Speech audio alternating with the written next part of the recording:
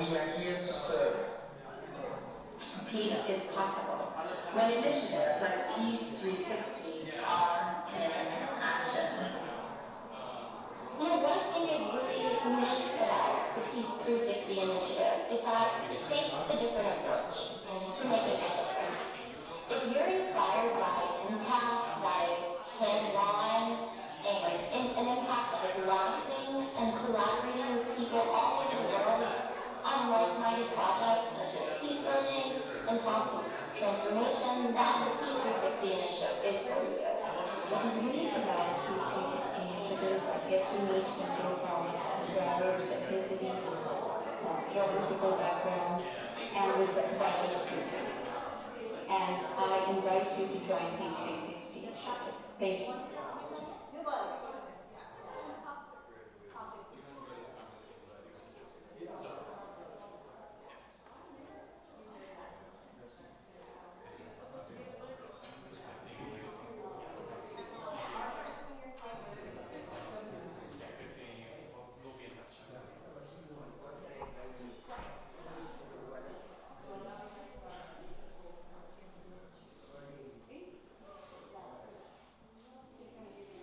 I'm Julie Hyman, host of Yahoo Finance's Market Domination, here with our tech editor, Dan Howley.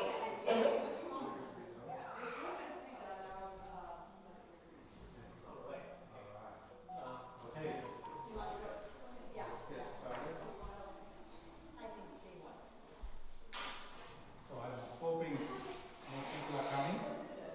We'll see, we'll get seated. Come.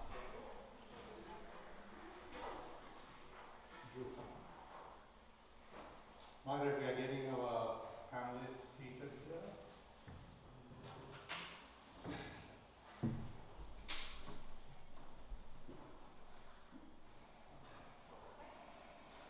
Can you see us, Margaret? I'm going to move, so you should be able to see everyone. Yeah. All right. Good evening. Welcome all. And we are looking for this event to be more from the Peace 360 side, to grow into the community with the understanding of what is Peace 360. We as a Wisconsin committee would like to welcome you into the for this event. But we wanted to first introduce you to the Peace 360, why we are here, what we are doing. And we wanted Chris Raja to help us introduce the organization and what is his vision looking like. He's the president of the organization. So, All right, good afternoon, everyone. Thanks for joining. So let me give you a little bit introduction about Peace 360 Initiative. So Peace 360 Initiative is a non-profit organization based in Wisconsin, Brookfield, Wisconsin. So we are a local, national, and a global organization promoting mental wellness and racial reconciliation. So I say two things, promoting mental wellness, and the other thing is promoting racial reconciliation. I want to talk a little bit about those two areas. Number one is promoting mental wellness. So target group is huge, and the number of people we have reached is big number. I would say millions of people. The reason I say, if you look at the current world, the statistics, mental illness is spreading faster than, I would say, faster than COVID or whatever other diseases. It is spreading to everybody. The statistics that we do see now, it's more of the people, those who are going through some severe symptoms and getting some intensive care. But when you look at the numbers, like I would say like 0 to 10, so 0 is a healthy person, and the number 1 maybe getting overwhelming, stress, depression, so the symptoms goes to severe. And when you come to number 5, and that's where they cannot control them anymore, and they have to get to intensive care, treatment and stuff. So our audience is more of 0 to 5. We want to work in prevention and preparedness, and whoever going through the early stages of mental illness, we want them to come back to the healthy style. So it is not the easiest thing that we can achieve. So it is toughest one, the needed one at this moment. Not many organizations are working on this area. By telling that, so healthy persons, so do we really care about our mental wellness? Do we do some caring practices, self-care, any other things? For example, if you have an event like mental wellness, how many people would come? Do they really treat them this as a priority? The answer is no. So healthy people do not know about some of those mental health symptoms and do not know that they have to take care of themselves. That's the reason. Because of they do not know about it, they get into the problem. So we want to bring that awareness and education for the healthy people by doing various things, virtual events or in-person events or social media posts. So we want to reach them out, and we have to help them to prevent mental illness and also stay as healthy persons. So and also there are people going through so many, all of us going through maybe stress, overwhelming, or anxiety, depression, and the thing is, many people do not want to get that support. It's stigma, and they don't want to talk about it. So that's a problem.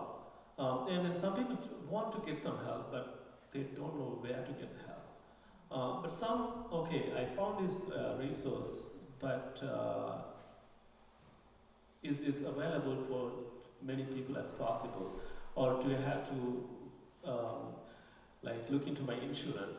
So there are so many barriers for the people, locally, nationally, and globally. And when you talk about racial reconciliation, in US, actually there are so many divisions and discriminations. Sometimes it's not visible as like a war, but it's buried underneath when things happen, and it comes out, and communities get affected. You might be hearing shootings, killings, and some other hatred acts. So, Peace 360, we are looking to provide a long-term solution for the individuals, families, and the communities. So for that, we have to look into the root causes, and we have to, the bottom of the iceberg is the key. So we have to break it that first. So, for example, parenting here, welcome here, welcome for the Empowered Parenting event. We have a wonderful panelist. The focus is how parents can transform themselves in order to serve the children. Most of the parenting event, many parents, we ask the panelists or any other resources, how can I change my child? And that's the common questions. And today, we're going to ask, I think that's where panelists are going to head up, how we can change ourselves. As Gandhi said, be the change you want to see. So we have to start at the change from ourselves in order to change others, the world. And with that, I'm going to do a little illustration, and then I'll be handing over to the panelists. Amy and Olive, are you here? Amy, come here. Come over here. Come. Okay, I'm going to have a conversation with you. Okay, just stay. You can look like it. Okay. Okay. So I'm going to ask you a few questions. Okay. Number one, do you think mommy and daddy are good parents? Yes. How do you know about it? Because I see it. Okay. What kind of good things we do as parents? Things parents do. And I honestly think, Amy, that I have to change things. Maybe sometimes I yell at you, right? I kind of mistreat you sometimes. Maybe sometimes I don't understand things, right? So I think I'm not a perfect parent, but I want to strive for it. But I want to help. So tell me, just think about it. I want you to be honestly tell me what change you want to see in Daddy. What I can change. So yeah, tell me, give me some tips. Be better. How can I do better? So, for example, sometimes I yell at you, right? So what should I do with that? How can I stop yelling at you? Just don't do it. Just don't do it. Yeah, that's a good one. All right, this is what we're going to do. So it's a honest conversation. So asking. So the problem is we are looking at our kids, but we have to look at as into us. So we've been through a lot. I just want to mention that we might have a very bad childhood, been through childhood trauma, and then that might have shaped us, and we may not know about some parenting tips. So being a role model, and it will transform the kids, and you can be your child's champion. Thank you.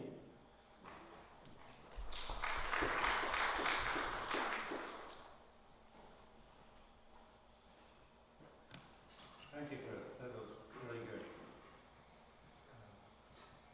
So, Chris gave the overview of where these 360 is going and what is our vision, what we are trying to do. I want to introduce this session, which already Chris has given an introduction there, but I wanted to take two things from here. One is I wanted to know we are part of the Wisconsin body of Peace 360. Peace 360 has started, it's operating globally. There is a Wisconsin committee and we are focused on, our goal right now for this year is to get into the community with whatever way we can, and we picked mental health awareness as the vehicle to grow. So we are having these sessions like that to make that happen for us to get better. I'll tell you one thing before we go into the session.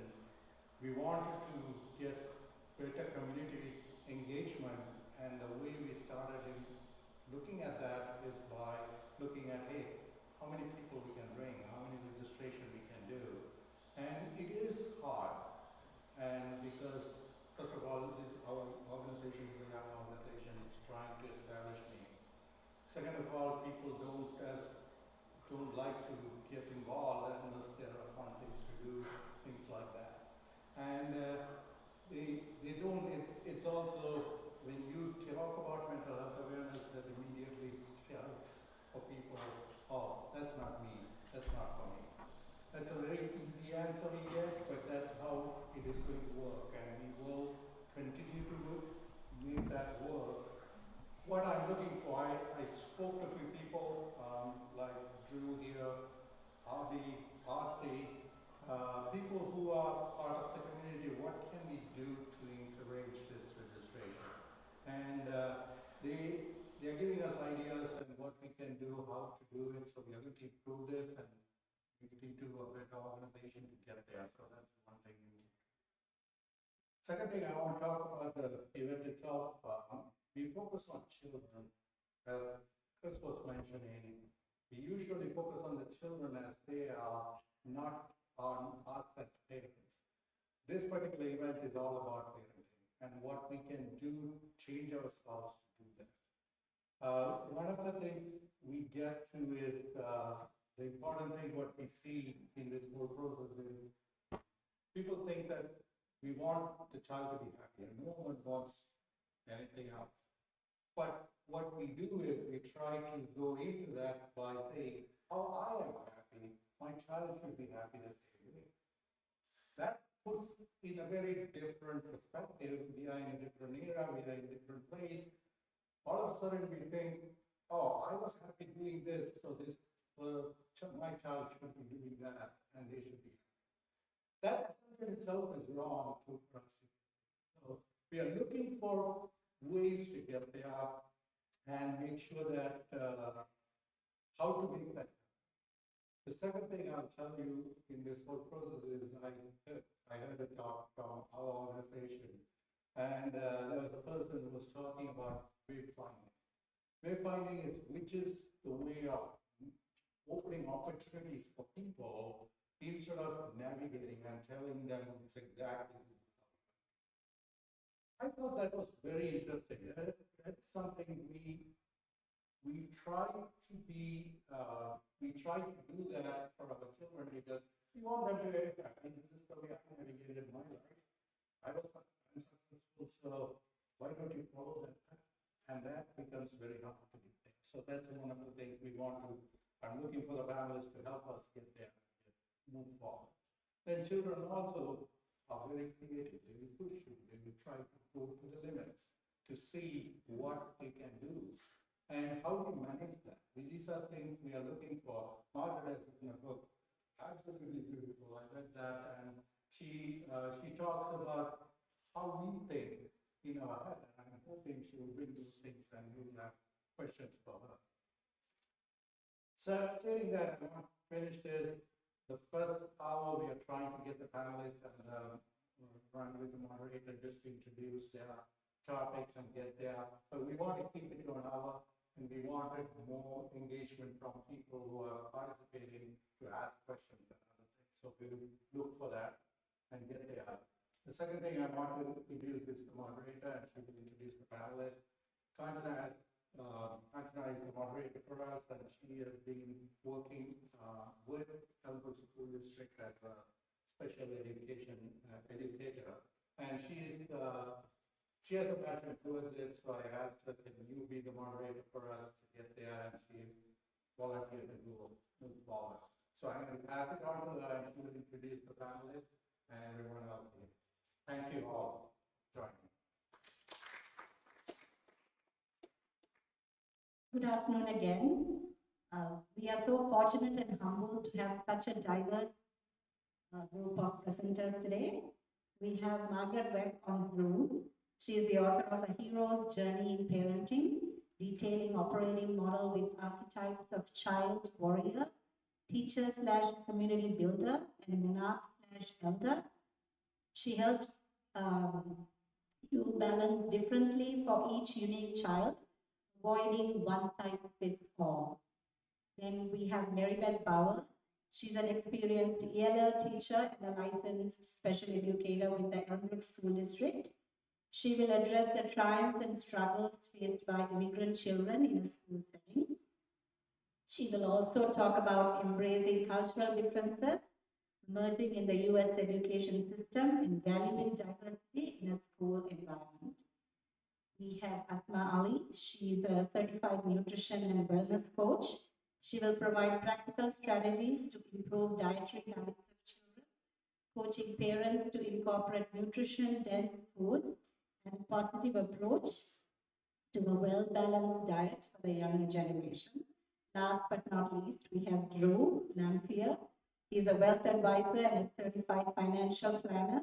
He will provide parents with strategies to take children through financing challenges. He will also talk about when to introduce family budgets and planning for right level of financial. Welcome all again. So I have a few questions, but then it will be mostly the audience interacting with the panelists because we don't want to take too much time.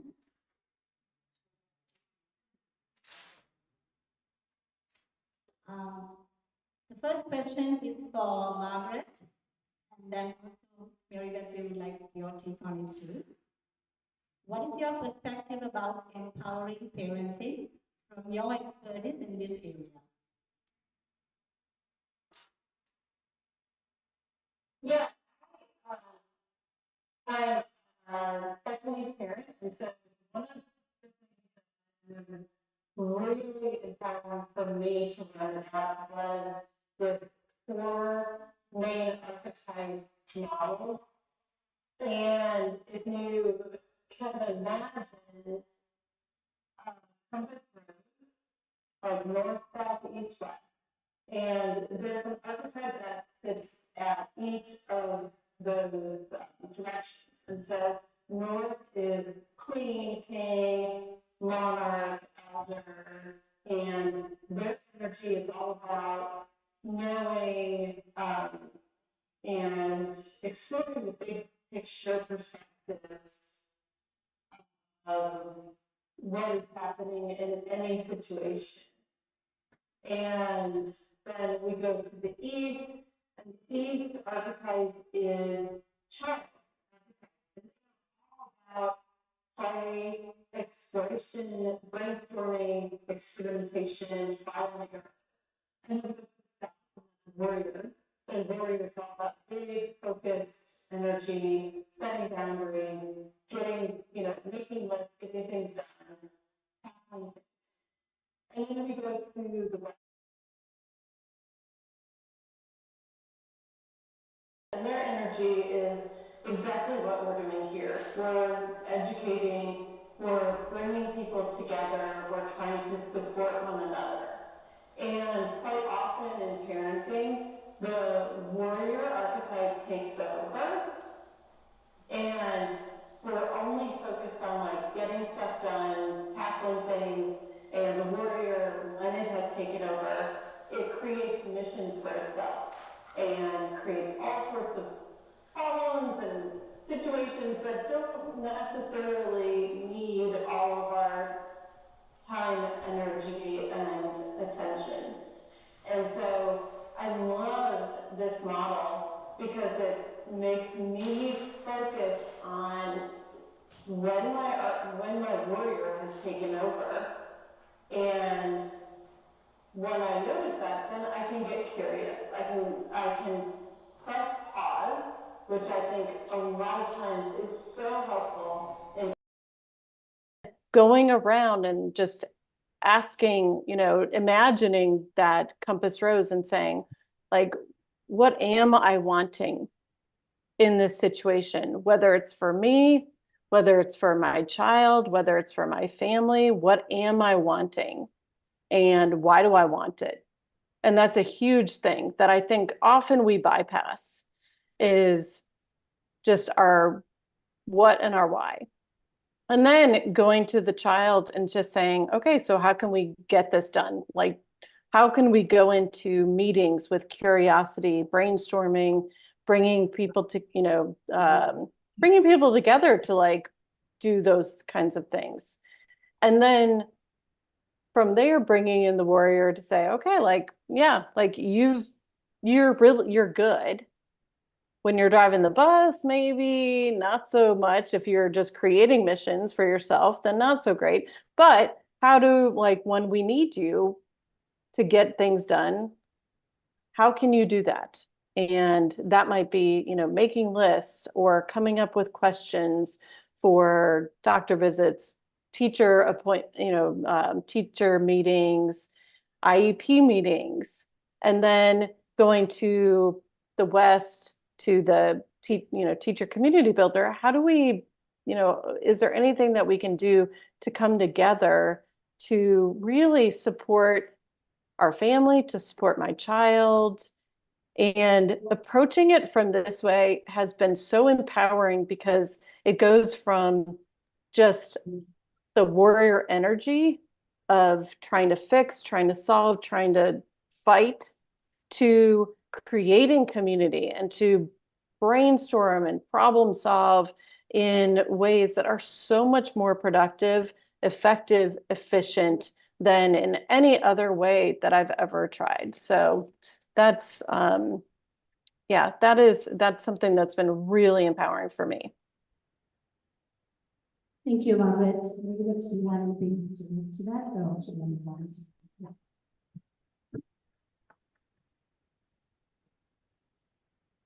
Hello.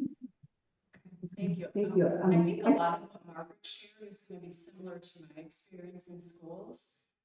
But when Cynthia first asked me about this, I'm not a public speaker. I take a room full of 12-year-olds, 5-year-olds, but this is less comfortable for me, but I do share this passion for this topic. I really do, because I saw a change from the beginning of my career to the end of my career with issues with mental health, and it was really obvious and really present. So, and I'm not sure we knew what to do about it. So I love that this conversation is happening. When I thought about this, I'm retired now, so I am 5 years removed, though I'm still involved in education. But when I thought about this, the first thing that came to mind was, even though my job was to help kids learn English, the more important part of my job was to help kids connect, feel a sense of belonging. But then as I got a little further along, it was even more important to help parents feel that sense of belonging. And that took me a little bit to figure out because I first started working with kids, right? So there's all sorts of research that points to if you feel a sense of belonging, your engagement goes up. Well, we all see that with kids all the time. If you feel a sense of belonging, bad behavior goes down. And I can give you lots of examples of newcomer kids that come that can't speak any English, and especially with little boys, it shows up on the playground as bad behavior because they can't talk, right? And as soon as you kind of start working through that, behavior goes down. So the other thing is academic achievement goes up. If we feel like we belong, we care, we're invested, academic achievement goes up. And then I think kids' mental health is just better if they feel people care about me. So in that sense, dealing with kids, the same is true for parents. The same is true for parents. Parents have to feel like they belong, that their culture is valued, that their differences are valued, and they feel included. And I will admit freely, I felt like at parts of the time in my career, in my district, we didn't do that very well. We just didn't do that very well. And then I would get to know parents better, and they'd be honest with me, and we could start chipping away at some of those things that weren't working very well. So that whole sense of you need to feel connected, to feel like you belong, I think that's really important for mental health. The other thing to keep in the back of your mind is, when I think about this from my perspective, I grew up in the Midwest. I lived in Iowa, Minnesota, and Wisconsin. So that's my world. That's my realm. That's my skill set. That's my knowledge. And when I started interacting with families from all over the world, I had a lot to learn. Because, like meeting Manchery in kindergarten, I knew no families from Sri Lanka. I knew nothing about Sri Lanka. I probably couldn't pick it up anymore. I had a lot to learn. So what I felt like my job's transition to is getting parents to trust me so they could tell me who they were, so I could figure out what their needs were, and I could help the school do that. So see that's that bigger picture than just helping with English. So if you keep that in mind too, as parents, not everybody at the school understands who you are. Take a risk and help somebody in that building figure out who you are, so that they can help advocate better for your child. And I probably couldn't do that early on in my career because I didn't know. I still don't know that. So that would be my thought, is take that risk and try to find that trusted person in the building who can then work with you to do that. So. Thank you, Mary Beth. Many of us in this room can relate to that. Migrants. The next question I'm going to direct it to Asma. As an integrated nutrition coach, what is your perspective on empowering parents to be more proactive about their kids' health?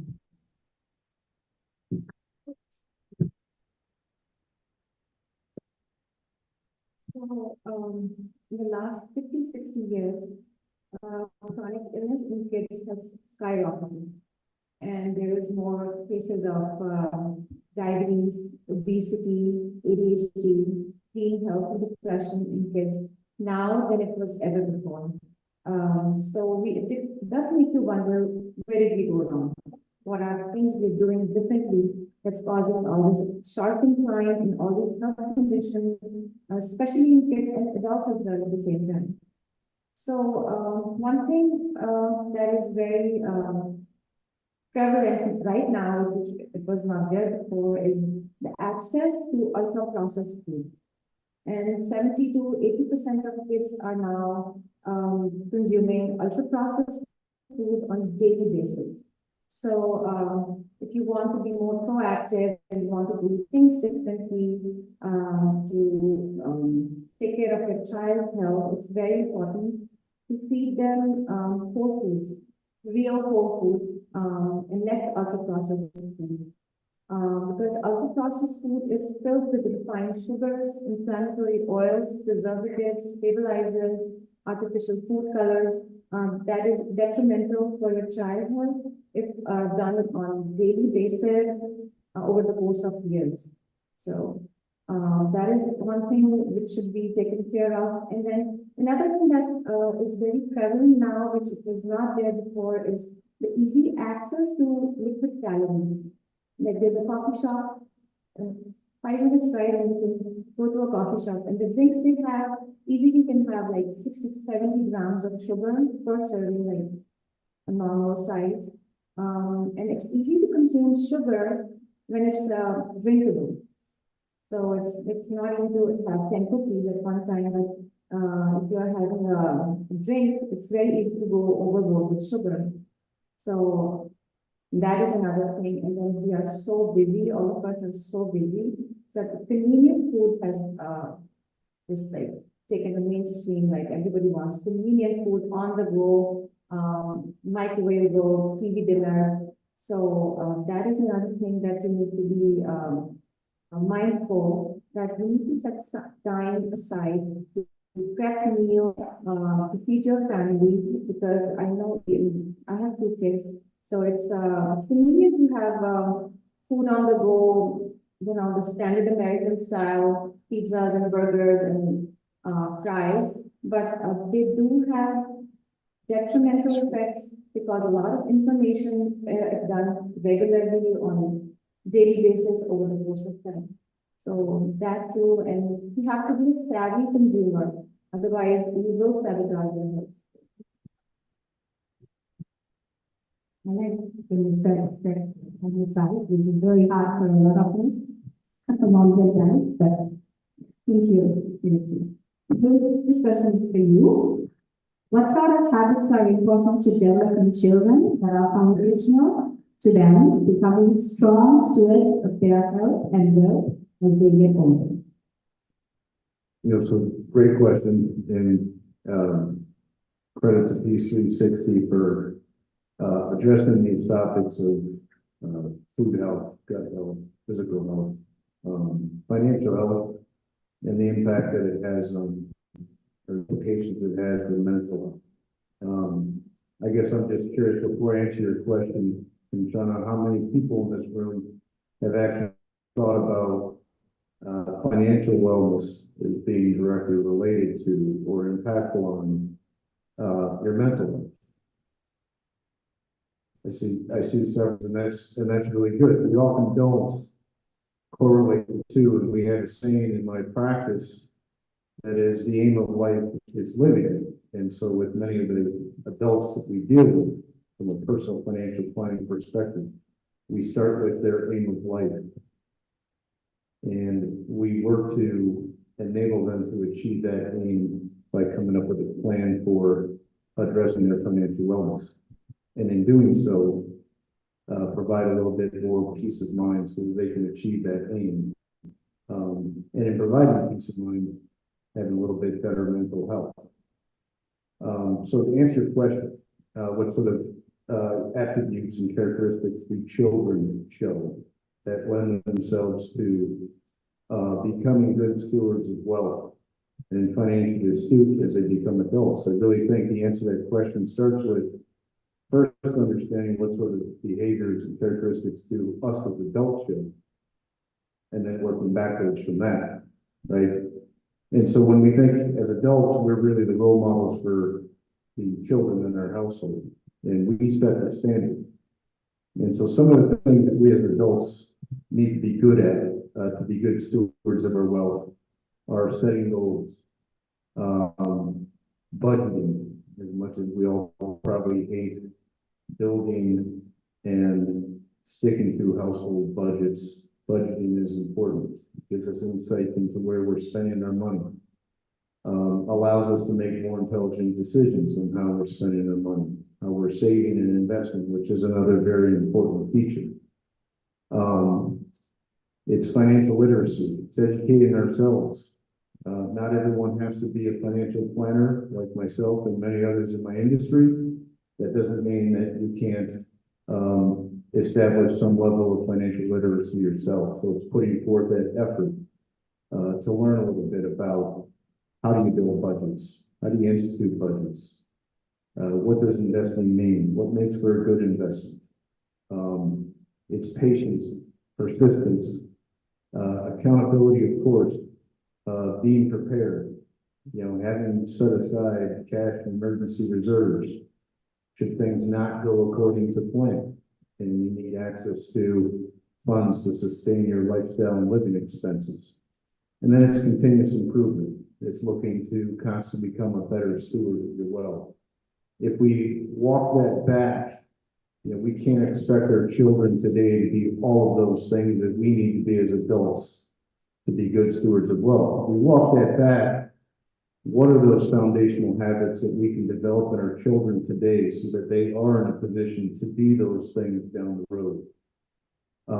And really what we're looking for among children is an understanding of accountability. Understanding that I, as a child, do get to choose my action or reaction to certain things that happen to me. And with that, there are consequences and rewards. That is very, very important and a foundational habit to becoming a good steward of wealth. The other is goal setting. Understanding that if I want something in the future, it's important to be able to understand what that goal is and to quantify that goal. And then show the sacrifice and discipline to setting aside immediate gratification. And we all know the world we live in today, everyone's focused on immediate gratification. And so it's very difficult to, as adults, to set aside that immediate gratification for future benefit. But if we start early with our children, that could become a habit that's inherent and easier to develop and sustain. So then the question, your follow-up question for those habits of childrenship is how do we build those? And I've left some sheets and takeaways that outline things, best practices that can be done to build these habits among children. There's a methodology out there called the Marvel method. And it's a way of gamifying accountability and a way of gamifying the development of these habits among children. It's creating a reward system for kids where they can earn marbles, aka currency, and use those marbles to purchase reward. And it might be things like staying up an extra 15, 20 minutes a night, or an extra 15, 20 minutes of iPad time, a sleepover with a friend, a trip to the zoo, being able to pick a movie that the family watches on a Friday night. Anything that motivates your child, that they would consider to be advantageous or reward to them.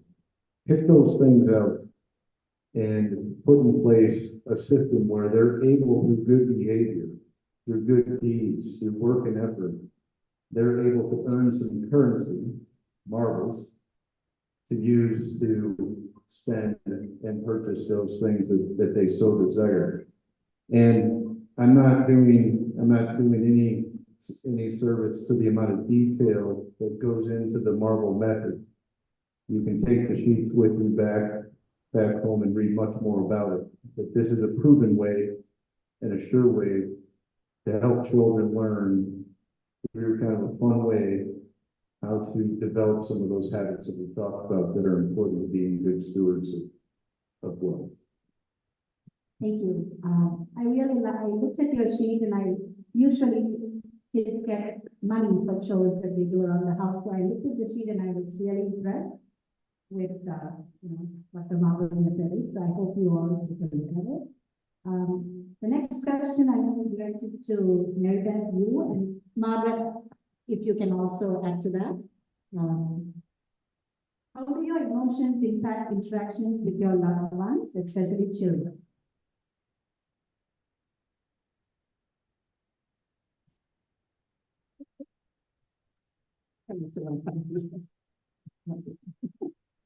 You know, when I thought about this one, I thought about in keeping the parent perspective, I thought about so many of the times the situations came up where a family immigrated here, and the trailing spouse is what I called it.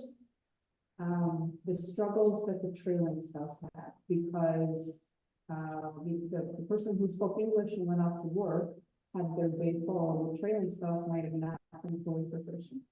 And so you think about the impact that has on the family, and oftentimes it was mom, right, who was home and isolated, and think about the loss of freedom, the loss of ability to support your child with homework, ability to understand what was happening at school. So many times I would go to conferences and just the one parent, and I would always say, no, have her come. You know, we get a translator, you can translate, we take our time, but like that happened over and over and over. And I thought from my perspective, what that would do to me if I was not able to go in school and have conversations about my child. So I think about that and just the isolation. And then it was always interesting to me, once you help get some support and get that person feeling a little bit more comfortable coming into school, as you saw their personality kind of evolve or become known to me, it was amazing to think that, okay, that's who you are as a person, but because you couldn't communicate all of the loss that you had, all of the loss. So again, my job was to help kids with English, but that was way more important to me.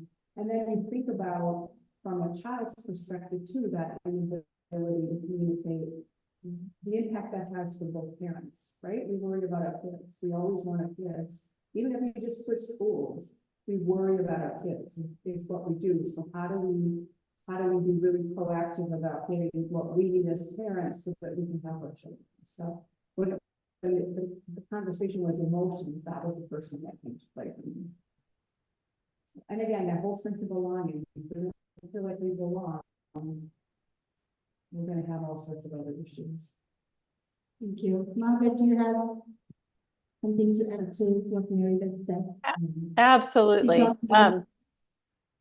Yeah, so I mean, the first thing that came to me was the fact that emotions are totally normal, and I think sometimes we can beat ourselves up for feeling normal human emotions around different things, and those emotions tend to come up when expectations aren't met, when there are disappointments, when we start comparing ourselves to other people, when when you're feeling undervalued.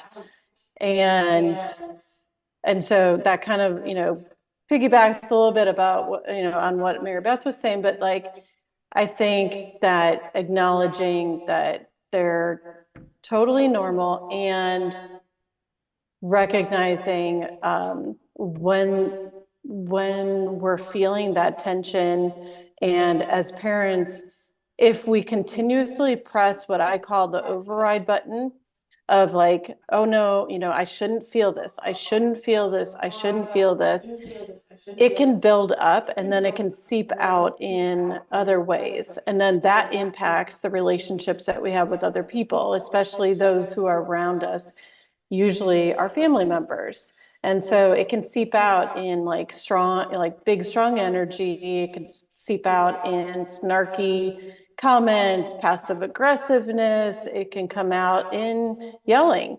And I think that it's important to acknowledge like when the emotions are starting to build up, so that we can ask ourselves, what do I need or want to take care of myself? And and it could just be to go into the closet and yell and scream, or get in the car and go and find somewhere quiet and yell and scream, or to get in the shower and cry.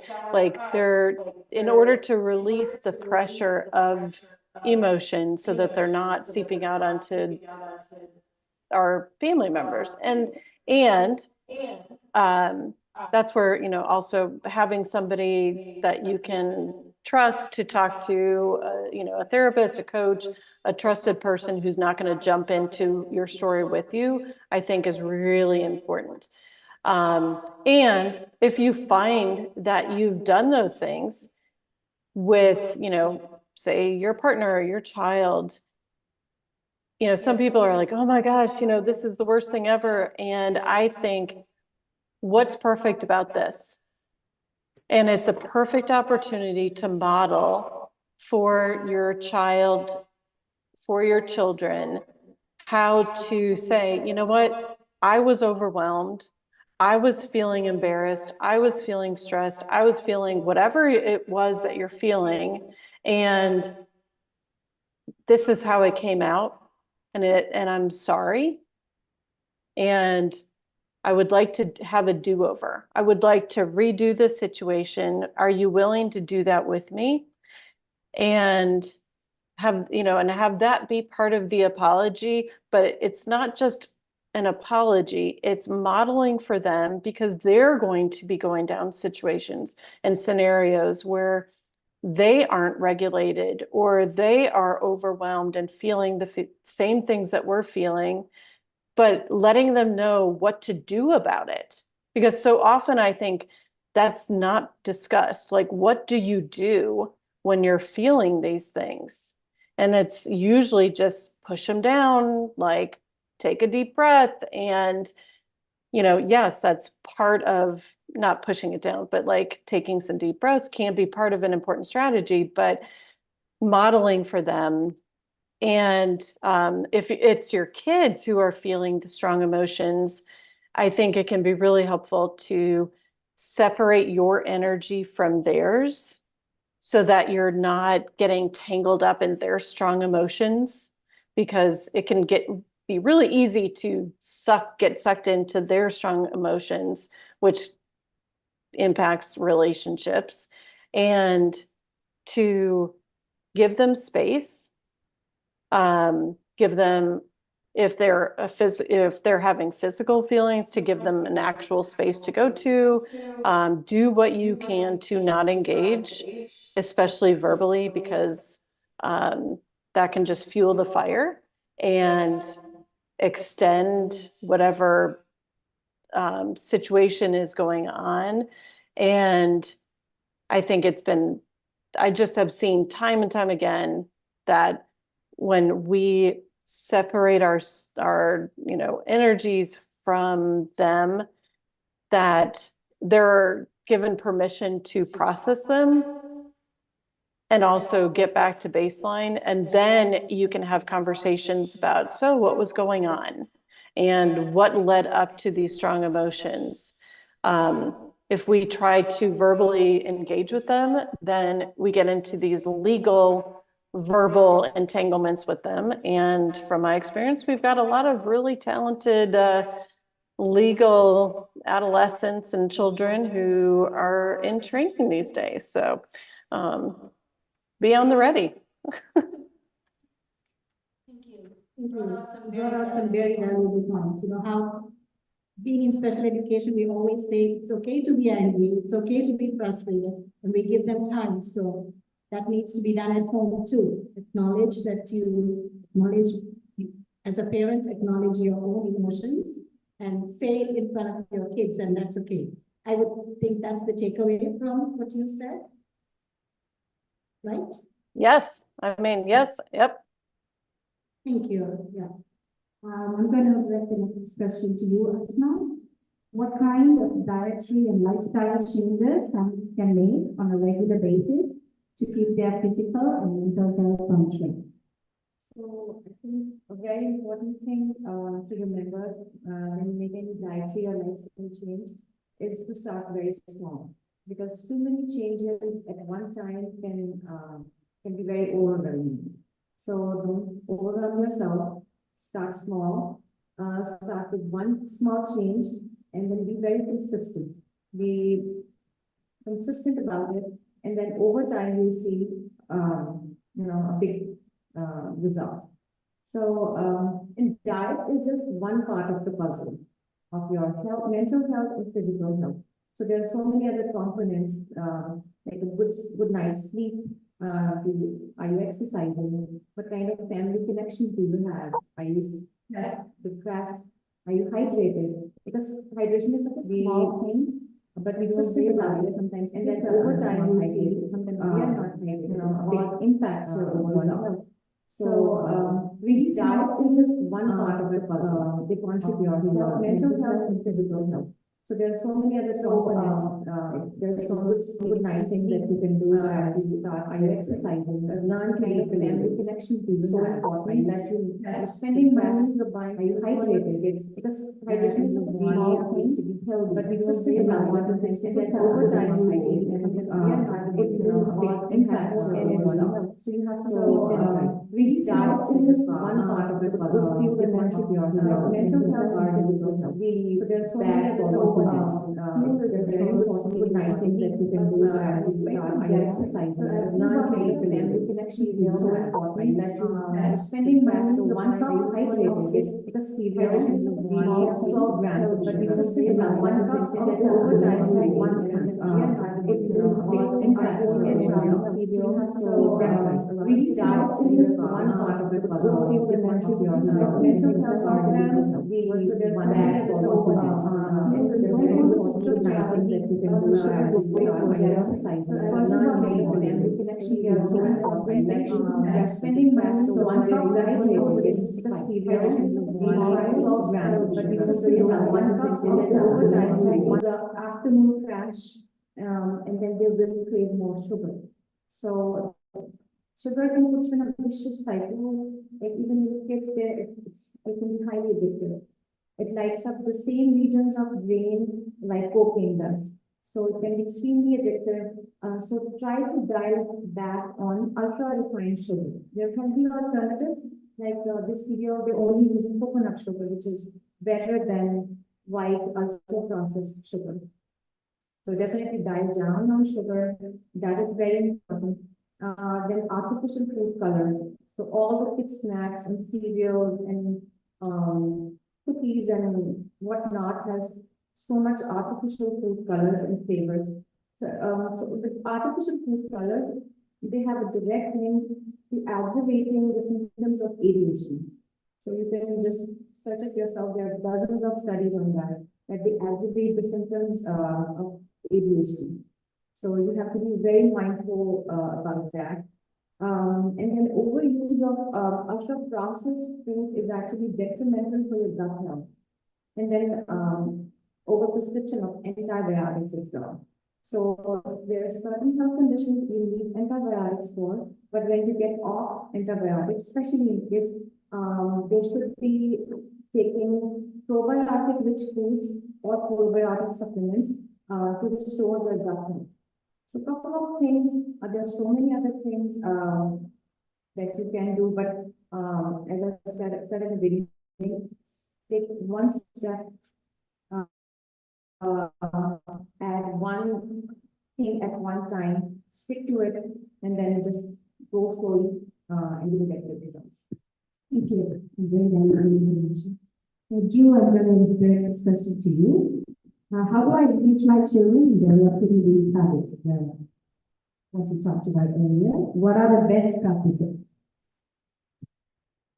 Yeah, good question. So I think it goes back to the Marvel method, the gamification of teaching our children accountability. And as I mentioned, there's a sheet that we put in the back that you guys can pick up on your way out. But if we make it fun for our children to learn and develop those habits that are important to becoming good stewards of wealth, financially astute as adults, it makes it much easier to develop those habits. And so work with your children, involve them in the planning process of figuring out what are those activities that they want to earn currency to use to buy, right? And create some scarcity. So if you follow the marble method, and your children are going to use marbles to purchase those things that they save for, don't have too many marbles, right?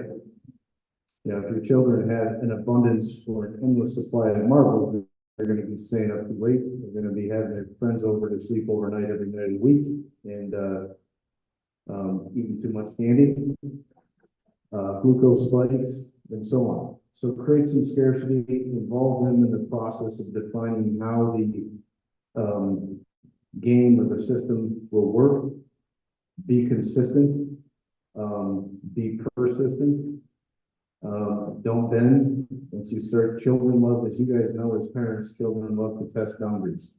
They love to stretch boundaries. And the second those boundaries are stretched, the games of the rule go out the window, right? So make sure that you're consistent and persistent, involve them in the process, make changes, adapt, make it fun for your children. It will teach them how to be accountable, how to budget their time, their effort. It will teach them to understand that there are benefits and consequences to the decisions that they make. And that is so foundational and so important to becoming financially astute, financially responsible adults. We live in a world today, I said before, where we want immediate satisfaction, we want immediate gratification. I'm guilty of it myself. As parents, we want to give our children everything that they need immediately. We struggle as parents to allow our children to struggle. But if you think about the skill sets and the strengths that we have as adults, a lot of that has come from struggle that we've gone through and the skill sets that we've developed as a result of that struggle. So it is so important to allow your children to struggle and understand what that feels like and figure their way out through it. And that should be part of this process of teaching accountability as well. So I encourage you, I mean, I'm biased, of course, I'm very familiar with the method. I encourage you to grab one of these sheets on your way out and read through the marble method. There's also another sheet that actually shows a recommended reward system. It's a template for assigning a certain number of marbles to different rewards, or rewarding marbles based on activities like clean your bed, clean your room, making your bed, being ready for bed on time, doing chores around the house, and then payments for things like extra iPad time, TV time, time with friends, trips to the zoo, etc., etc. Thank you, Richard. I have one more question for you, Margaret. Maybe Yep. we can continue before we open the floor for the audience. How to overcome challenges and thrive through parenthood to avoid parental burnout? Yes, it's such a common thing for parents to feel like overwhelmed and experience that parent burnout. And so I go back to the archetypes because I think that when challenges come, whether it's whatever it looks like for you as a parent. I think every single parent experiences different challenges. Mine came in the form of our autistic son. And so that was like a total unexpected for us. And I think that had I known about the archetypes, it would have been so much more helpful early on because I would have really been able to check in with what I was wanting, like what my intention was for anything that we were doing and what my motivation was. Why are we doing it? Which applies to everything that we're talking about, whether it's nutrition, finances. What is our intention? What is our motivation? And so why are we doing it? And then what follows that is the attention that we can give to that in order to overcome the challenges. And that's where the child archetype comes in, where it's like brainstorming, being curious, what are all of the different possibilities, the different options that we have. And I love brainstorming because as parents, we don't always know. Like we think, oh, it has to be this. We listen to the experts, and I will say experts, and we often forget that we're the experts of our kids. And bringing the queen or the king, the elder energy in to say, okay, yes, I'm going to consult an expert, whether it's a teacher, a specialist in the school, a therapist, a doctor. And I'm married to a doctor, so like, you know, I feel pretty confident like bringing that in of saying, yes, I'm going to take what you are advising and I'm going to take it into, I'm going to really like sit with it and see how it feels as a parent. And if it feels, you know, and then from there, there might be other questions that come up.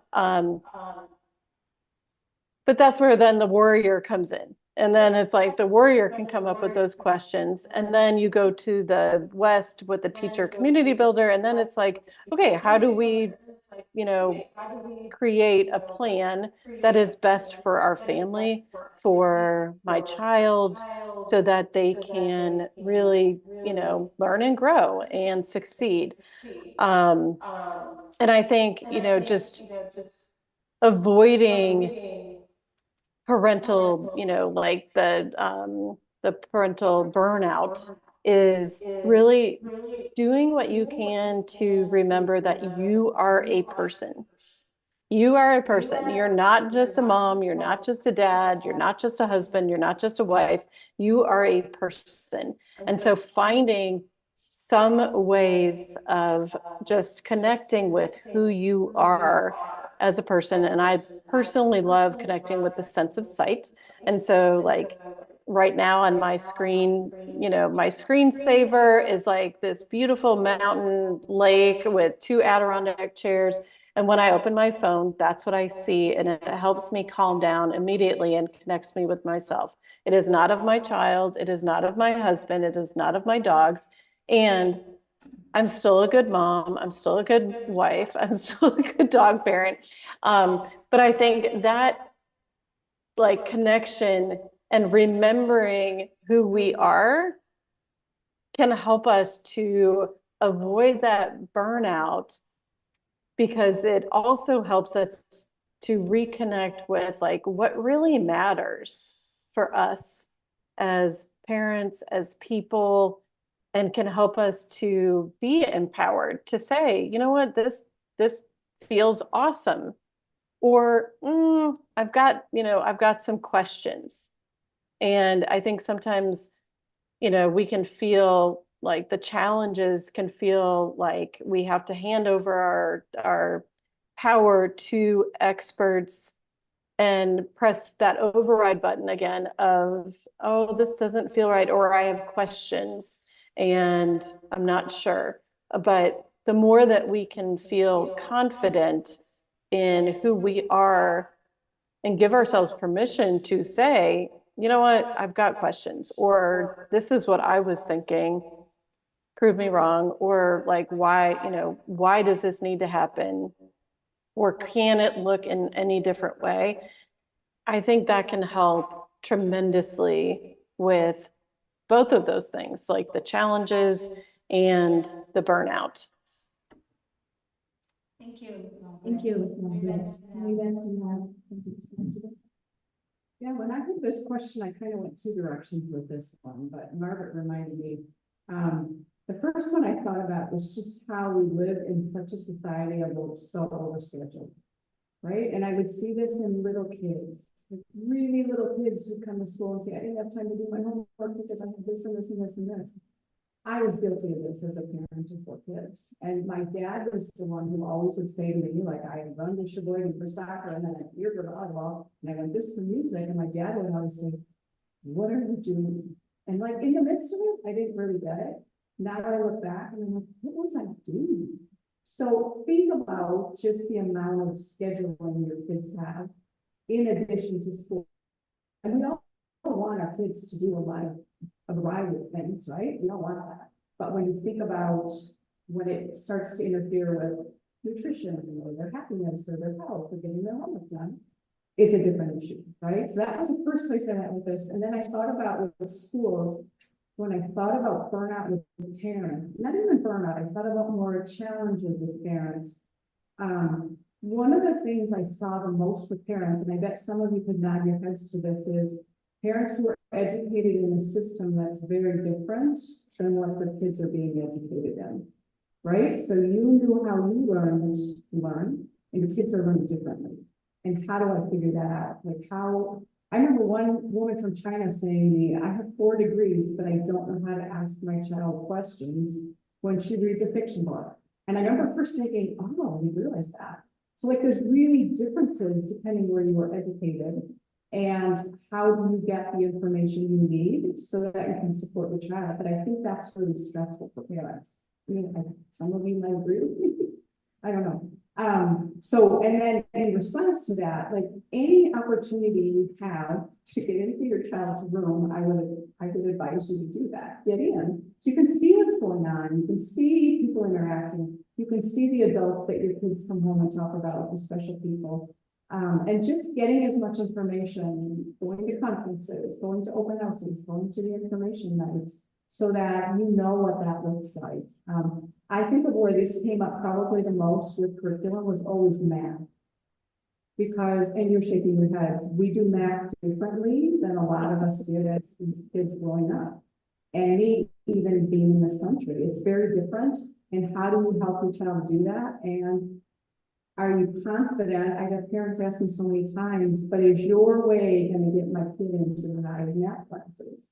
Right? So those types of conversations about the system is what I saw really frustrating to parents a lot. So helping kind of navigate some of those questions and how to get through that. I think burnout, I don't know if it's officially burnout, but it was a challenge. So the other one, the last one that I put on here, and I don't have any answers for you, is just social media. Like my kids are older, and I think back, my oldest got her cell phone when she started college. Think about how different the world is now with cell phones and all of the social media. And I really don't have any answers to you other than just tread very carefully with social media. That just, to me, that could cause all sorts of revolutions. Thank you, Linda. We can open the floor. Now, if you have any questions, if you can please direct it to the person, that would be helpful. I can pass on to you. Now we can consume as well.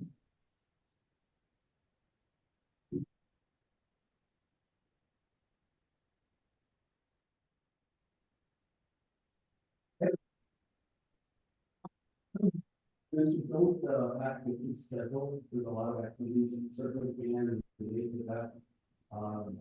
But how do you balance that with them not having idle time and getting the social media? I love that question because that was a struggle for me as well. I can say now that my kids are grown and adults, we've had those conversations about what that looked like when we were kids. And one of my boys said to me, but that's what kept me out of trouble because I was busy with my activities. So it is a balance. It's really, you want your kids in activities. You want your kids to be well developed. You're right. And you don't want all the to social media. That's where you're the expert. My husband and I tell the story all the time. We fought technology in our home really hard. Like really, really hard. We tried to be super active and out in nature and doing all sorts of things. I have 3 computer programmer sons. Like really, what did I do? So, but it is a balance and it's going to look different for each of your children. And, you know, but just, I guess if your child starts to be not pleasant, right? We all know when our kids are losing it because they're overscheduled. We know that. And then that's when you evaluate and have another conversation. But, and I admit for me, we did not do that very well. My kids were in a lot of activities, a lot of things going on. And when I look back, I think I would do things differently now that I have some wisdom. But really good question. Can I add something to that? It's good. Yes, please. Yeah, I would, one of the things that I think there's 3 questions that I love to use, and I use them with my special needs parents. I use them for myself. I use them in our family. And it's occasionally, like having family gatherings where we're meeting and we're talking about what's working. Like there's 3 questions: what's working, what's not working, and what is one thing that we can try different in the next week or month to see, to see if it makes a difference, to see if it helps. We use this all of the time, and I love it. And I think that it can be really helpful, especially in conversations around social media of, okay, this is what I'm noticing. And all right, like what's working? And the child might say, everything's working for me. And you can say, well, it's not working for me. Or like, this is what I'm concerned about. And so this is what's not working. And so can we try this differently? And I think that, those 3 questions can set them up for empowering them, and knowing like, okay, we're going to check back in on this, and we're going to continue a conversation. This isn't just a one and done, and you just have, social media has the power. We're going to keep revisiting this. But I think, having those kind of, something structured like that can be really helpful. Thank you, Margaret. Any other questions from the audience?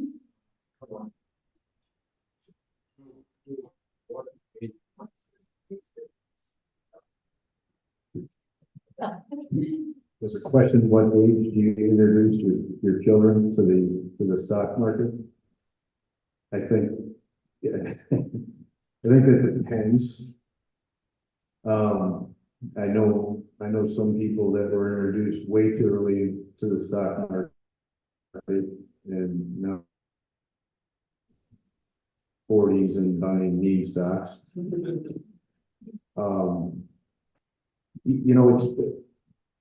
It's a great question. I haven't been asked that and I haven't thought about that, but I think probably high school, college. I wish we taught personal finance in school. I wish we started that in school. And maybe they do. I think they do have a personal finance class in high school. I'm not sure, right? I remember my daughter. Okay, good. Talking about it. Yeah, Good. We didn't have it. So that's good. And with that, investment strategy. I think for me, if you do it yourself, I think it's never too early to, maybe middle school, high school, involve them in teaching them that process that you go through to select investments and make those investments. I think as they get into later high school, college, it's a good time for them to start not necessarily selecting investments, but understanding how to invest and what the value is of setting aside a certain amount of money each month and investing it in a diversified way.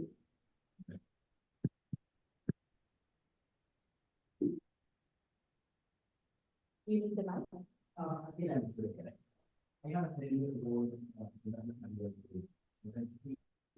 about two different things to handle, right? Like the way how the other things and it's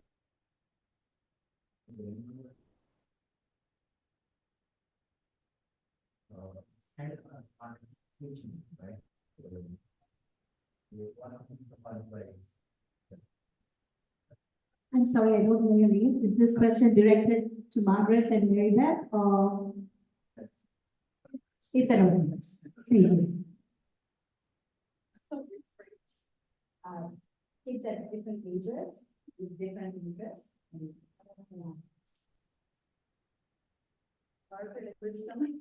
Margaret, would you like to? I didn't hear the question. Talk about that a little. I couldn't hear the question clearly. Yeah.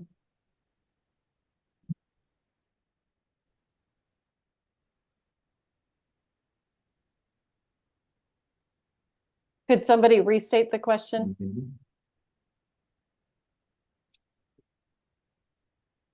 Okay, sure. So I have a career things differently, whereas I have an internal one, it's 5 years old, she thinks I do things differently, right?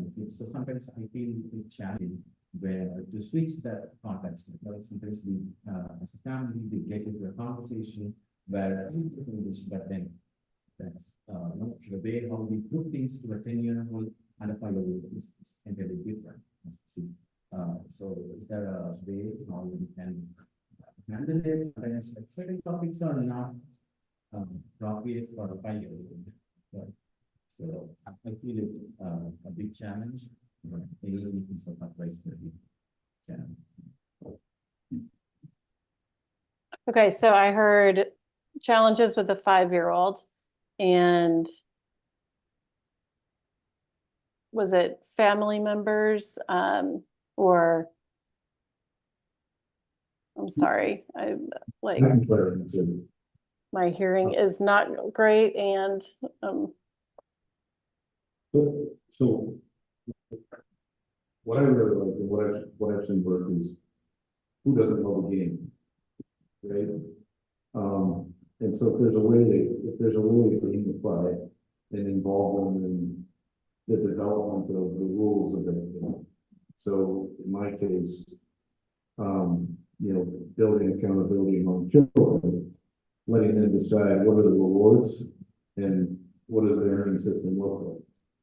okay, yes. Okay, so 5-year-old building accountability and rewards and stuff. Is that correct?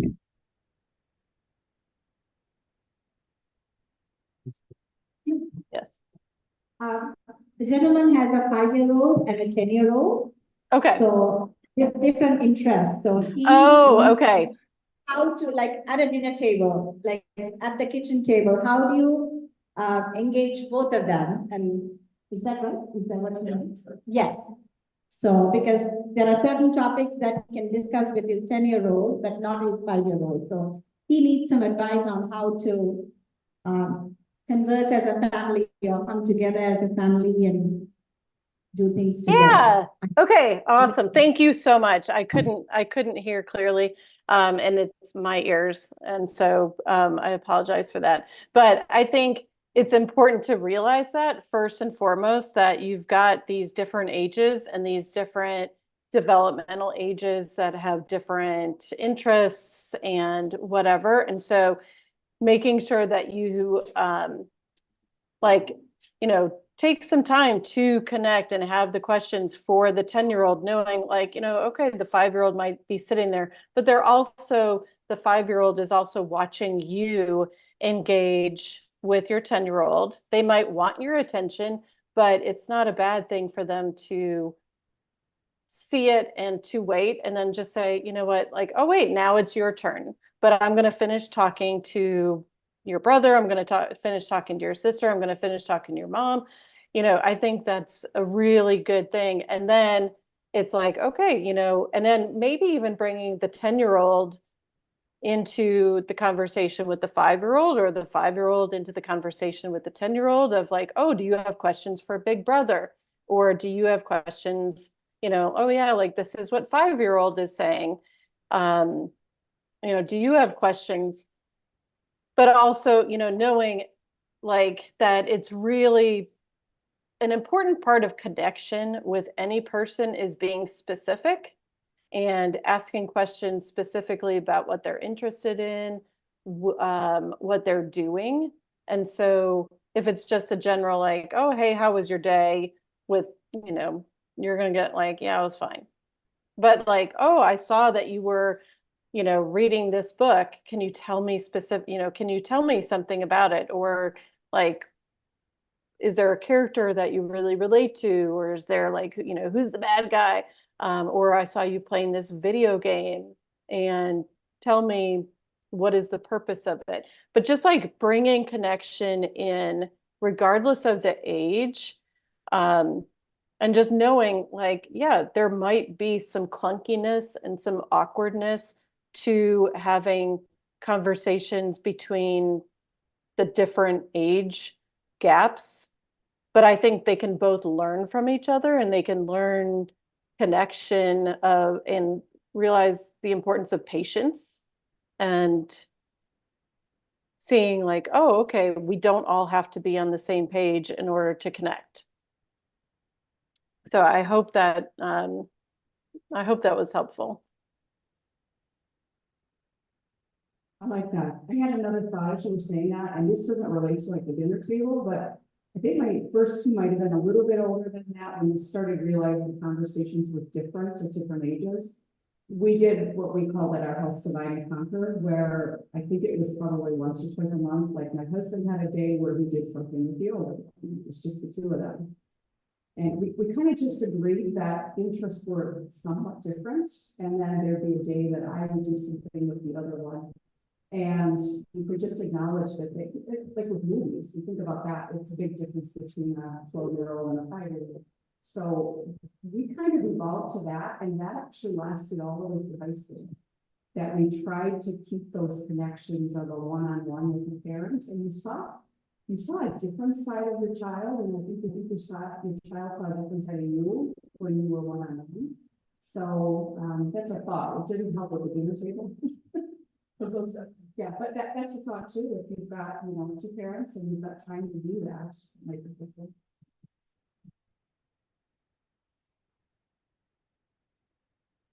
I have a question. So, I have three kids. The youngest is yes, and so he's 9 and 12. So ages, personalities. They have different personalities. So they say how it can have comes to 2 different ages. Understanding their personalities and dealing with them. Setting boundaries, we talk about this boundaries. So the boundaries, I just want to ask questions. So over control and under control. So if you're under control, it's just playing in the case. So you things that they can do things. So and then over control is they will start things. So with the balance, then there was another question about it. So the harmony between those. So how to stay there. So how to maintain that. So that's a chat. So I'd like to hear more about it. So I can take some. Thanks.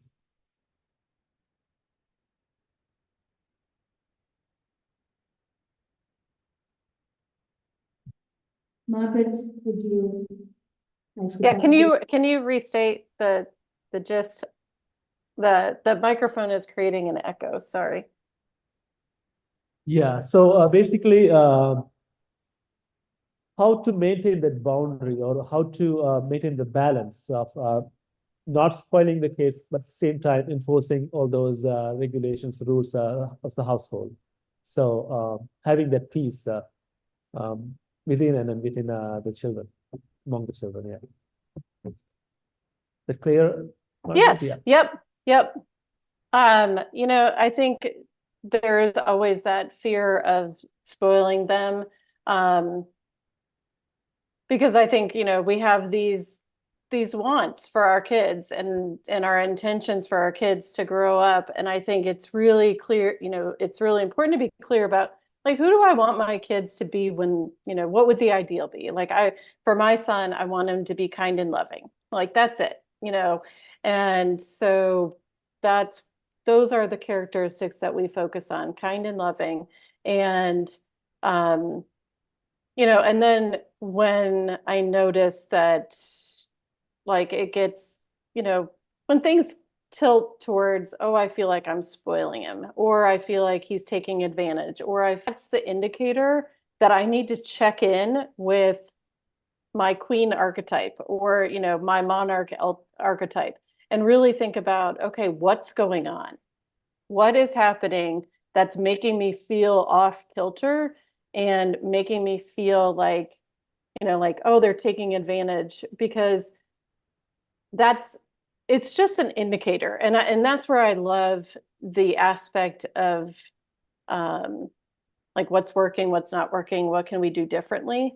Those three questions, because when something like that happens where we start to feel like, you know, our kids might be taking advantage of us, then we can go back to, wait, hold on, this is not working. But has there been something that has worked for us? And how do we get back there? And what can we do differently in order to do that? And it also allows for the conversation. And I don't think it's a bad conversation. I think, you know, like everybody else on the panel would agree that it's not a bad conversation to say, hey, like this isn't feeling great. And at any age, like this isn't feeling good for me as a parent. And so I really like, we really need to, like, I need to try some different things to see um, and play around with that and like, and get clear about like, what do I feel like I'm, you know, you know, how do I feel like I'm spoiling them? Am I giving them too much? Are they taking too much? Really like allow yourself without judgment to explore what that looks like and see like what you can do different and see if there's a way that they can earn it. Like if they can use the marbles. We like my son loves ceiling fans and light fixtures. And so we had a pickle jar. We didn't have marbles, but we had a pickle jar where he had to earn money doing expensive chores to earn light fixtures. And we would go to Home Depot and buy them. But it was like, for a while, it was an expectation. And I think sometimes as our kids grow older, we can be doing things that felt okay when they were younger, but then when they get to a certain age, then there's something that shifts and something that feels off kilter. And it's okay as a parent to say, hey, wait, hold on. I need to press pause. I need to look into this. Like mom and I, or whoever it is, you know, we need to look into this because this is not feeling fair anymore.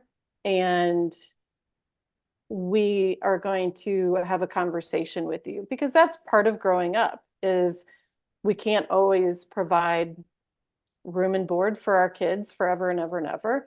And so there's little like blips in their developmental timeline where we're going to have to do that. I hope that answers your question. Correct. Yeah, thank you, Margaret. So yeah, Okay. I totally understand the crucial conversations with the kids, and we have to be better at it. Especially on some cultures, it's challenging. You want to talk different things and to different child. So again, thank you for reminding and giving that tip. Appreciate it. Do you know what I think was really valuable about what she just said? If you don't know as a parent what to do in the heat of the moment, buy yourself some time.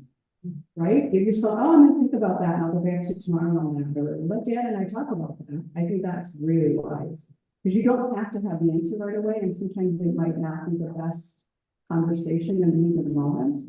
So I think that's really, really important. So I think when it comes to nutrition in food, being over strict or like, you know, just want to try to be healthy all the time. Sometimes you get very strict with that. I think that there are more chances of them retaliating. With any anytime you're very, very strict with your child, they retaliate. When they have a defense, they're going to binge or indulge. So it's very important to give it follow 80-20 rule. So 80% of the time, have some set boundaries. It can be food, it can be devices, it can be anything. And 20% of the time, let them indulge and have some fun and just let the boundaries be loose, and then, you know, let them choose and all of them. So that's very important when it comes to nutrition and other things as well.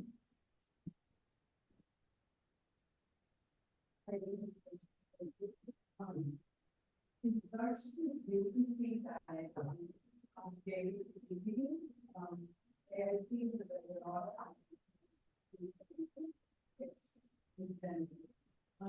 how do you recommend Like here, sometimes it's not that. The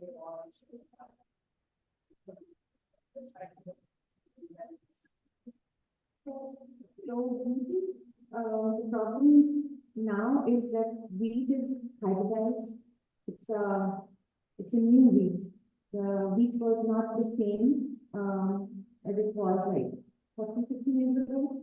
Even 50 years ago, it was not the same. So right now, the kind of wheat we have, the non-organic one, it's hybridized. It has more gluten than ever before. It is much harder to break down.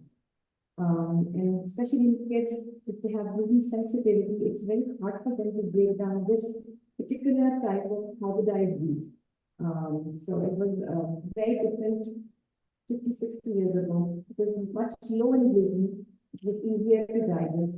And people were using a lot of fermentation. So in US, they used to have sourdough bread, which is fermented bread. It's much easier to eat that bread and digest that bread, break down that bread. Back home, in different countries, they do ferment different types of, in India, they do dosa. So it's fermented. So grains were fermented, so that makes them more easier on the gut. But right now, the kind of wheat we are consuming, more gluten, difficult to break down, especially for kids. And then it's like for breakfast you're having wheat, for lunch you're having some kind of white flour, and then for dinner you have. So it's like a mono diet. If you're having the same kind of food over and over again, 3 times a day, over the course of multiple years, that's detrimental for your health. So the variety is the key. When it comes to your health, the variety is the key. And same with, I think you asked here. So with milk, with dairy, it's the same thing, the process. So dairy is not bad, but the process, it's manufactured now. The process is not right. It's ultra processed because it's heated at a very high temperature. And then it's homogenized, and then it's pasteurized at such high temperature just to lengthen the shelf life. So that's why it's hard for us to digest. So some people cannot. So that's why people are using a lot of alternative nut milks and dairy alternatives. Answer the question. With all these differences, with us to kind of balance, so I would suggest for adults, I would say that have other grains as well. You have barley, corn, quinoa, you can add amaranth or any other grain. Like I don't have like wheat based everything. Yeah, just add other grains because grains do provide a lot of fiber, and we need that fiber. But if you can ferment those grains, if you can soak those grains overnight, so they become more easier on your blood. If you're having difficulty, or maybe if you have gluten-free, if that works for you, and there's so many grain alternatives now, so gluten-free grains. So if that works for you, maybe then eliminating would be better.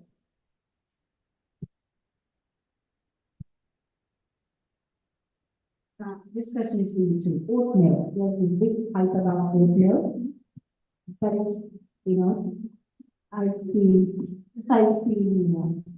I read about it and it's just oats and water. So is it a healthy option? Yeah. So is it like a better option than soy milk and almond milk? So oatmeal. Yes, it's the alternative, but the problem with oat milk is it's a grain milk. So you're drinking carbs, literally you're drinking carbs. So if you have if you're a diabetic, so I strongly recommend that they do not drink oat milk at all, because it's a different thing to eat a grain, a whole grain, and it's a different thing to drink it. And a lot of these non-dairy milks have gums and stabilizers and a lot of additives just to make them, more like milk. So you have to watch that also, read the label, and I personally do not use oat milk because of that reason, because it's a drinkable drink. And of course, it does spike the blood glucose. But that's the most popular thing at a Starbucks milk. With all these fun kids, intake. I know, right? Yeah, they love playing with oat milk. My own daughter makes that, so. Yeah, I would say if you really want to go a daily alternative, almond milk is better. So coconut milk is better, right? To add in your coffee or in your tea. So I think that's better because they do have some fat in them. And oat milk is it's, I think it's not. Yeah, because that's the thing.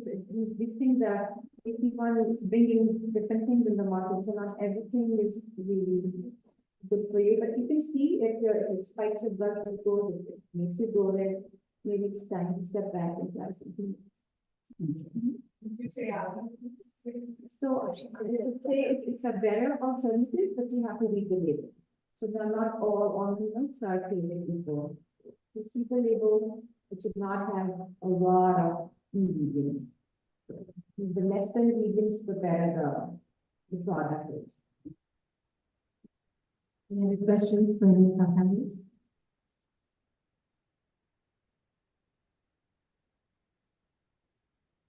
I need to begin here. I have two daughters, different ages as well.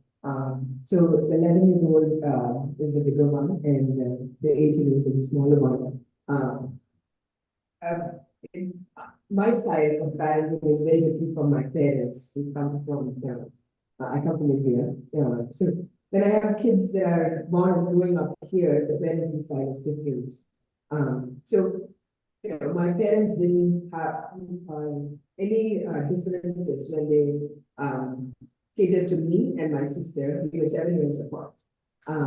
But I never challenged my dad and mom saying, "Oh, you're taking care of it, my sister, more than me," or something like that. But I get challenged a lot with this question, like, you're being partial, aren't you? But we tend to care the little one a little more. Yeah, so there are a lot of challenges that way for me. So I want some tips to see if, I can bridge that. One of my friends suggested that I have to, take time separately for the first kid and then take time separately for the second kid. We don't have that much time also, right? So I just want to hear out from the panel to see that. I think that's a very good we also listen, one-on-one time. Yeah. Each kid. Well, and the other thing is our kids are different. So like, I think kids learning that need might be different than your need, and I think that's okay. Margaret, I don't know which one what you think about that. But our kids do have different personalities, but yeah, some of these things I wish we had $1 million answers. Because that's the joy of parenthood. We don't have anything, right? And you kind of figure it out as you go. Yeah, I definitely think, that realizing every single one of us is totally different and has different interests, different needs. I think it can be sometimes challenging. What I found interesting is like our son is like a bouillon cube of my husband and I with like really intense characteristics. And so it's really interesting to see like, oh, this is me, this is him, and what triggers us, as well as like what our parents, like when you bring in extended family, like what they want. And I think that's something that a lot of my clients who have extended family in different countries really struggle with is like, oh wow, like our kids, we treat our kids differently, and we allow them to be their individual selves, sometimes as difficult as that can be, but we do that, and sometimes they don't just say yes or no, and so that can be really challenging.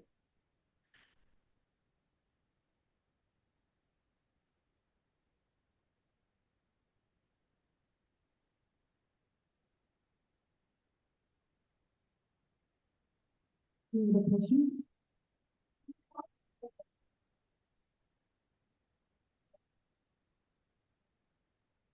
by the way that parents communicate with them about the, issue that we do. And I think we are sensitive to that sometimes because they're concentrating on how we feel.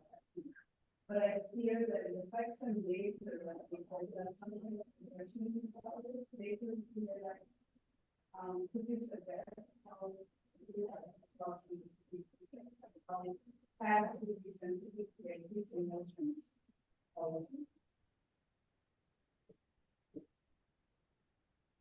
Margaret, did you hear that question? I did not. No, can you just give the gist? Sometimes how parents can be more sensitive to kids and their emotions, we always try to have it our way with that. Okay. Yeah, so being more sensitive to our kids when they have strong emotions, it's really, and I will be honest, it's really challenging, and doing what you can to take care of yourself. I'm a big fan of props, and so I brought my props, and so it's like here's your child, here's you, and like it's really important to, when they have strong emotions, to kind of separate yourselves so that you can get perspective on what is actually going on. And I think that one question when our kids are having strong emotions is a game changer. What is actually going on in this moment? Because sometimes we think we know what is going on with them.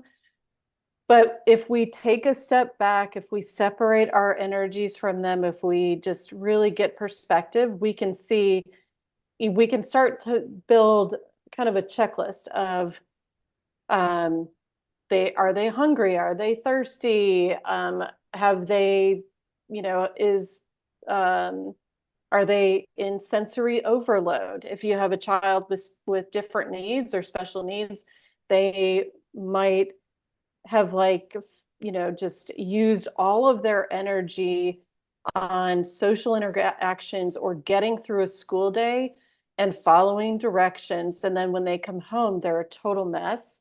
And I think acknowledging what is actually going on can help you as a parent to shift how you're approaching it, instead of being annoyed, instead of being frustrated that that they're having the strong emotions that they're having, that you can, have more compassion, that you can say, hey, find the flow activities for them, the activities that help to regulate them, and give them, say, okay, like I'm noticing a pattern that when you come home from school, this is what happens, or when just any pattern, then try something different and say, okay, go to your room and read, or take your snack and go to your room. Or for my son, it was swinging on a swing, or taking a shower, getting in the bathtub. Swimming regulates him. It could be music, just thinking about what do you know about your child that helps to regulate them when they're feeling those strong emotions. And so knowing that they're not trying to ruin your day, they're not trying to do anything, they're just dysregulated. And in the future, not in that moment, but in the future, seeing what you can do to regulate them, or to provide opportunities for them to regulate it when they're experiencing that strong emotion. Do what you can to stay calm, do what you can to stay separate, because it's just like, I always say it's like a woman experiencing PMS, and it's like, okay, they're having their strong emotions, it's hormonal.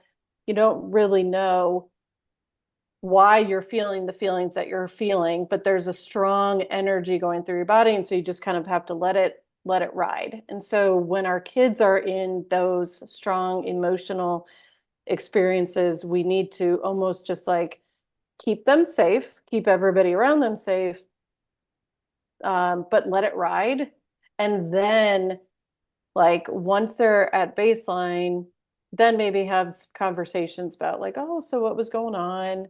Not any, like, oh, you were so annoying, or you're like, you were really, this and that. Just try to back your energy up and approach it from a place of curiosity of, like, what was going on. And for me, that's been most helpful, because usually when anybody, and I think, anybody in the room could raise their hand to this, when you have a strong emotional reaction, you're usually probably not feeling your proudest. You might be embarrassed that you had that strong reaction. And so having somebody come in and be like, why did you do that? That can just add more pressure to an already charged situation. And so just approaching it from, like, oh, like, what was going on? And is there any way I can help you in the future? And if you don't know, that's fine. But if something comes up, let me know so that I can help you.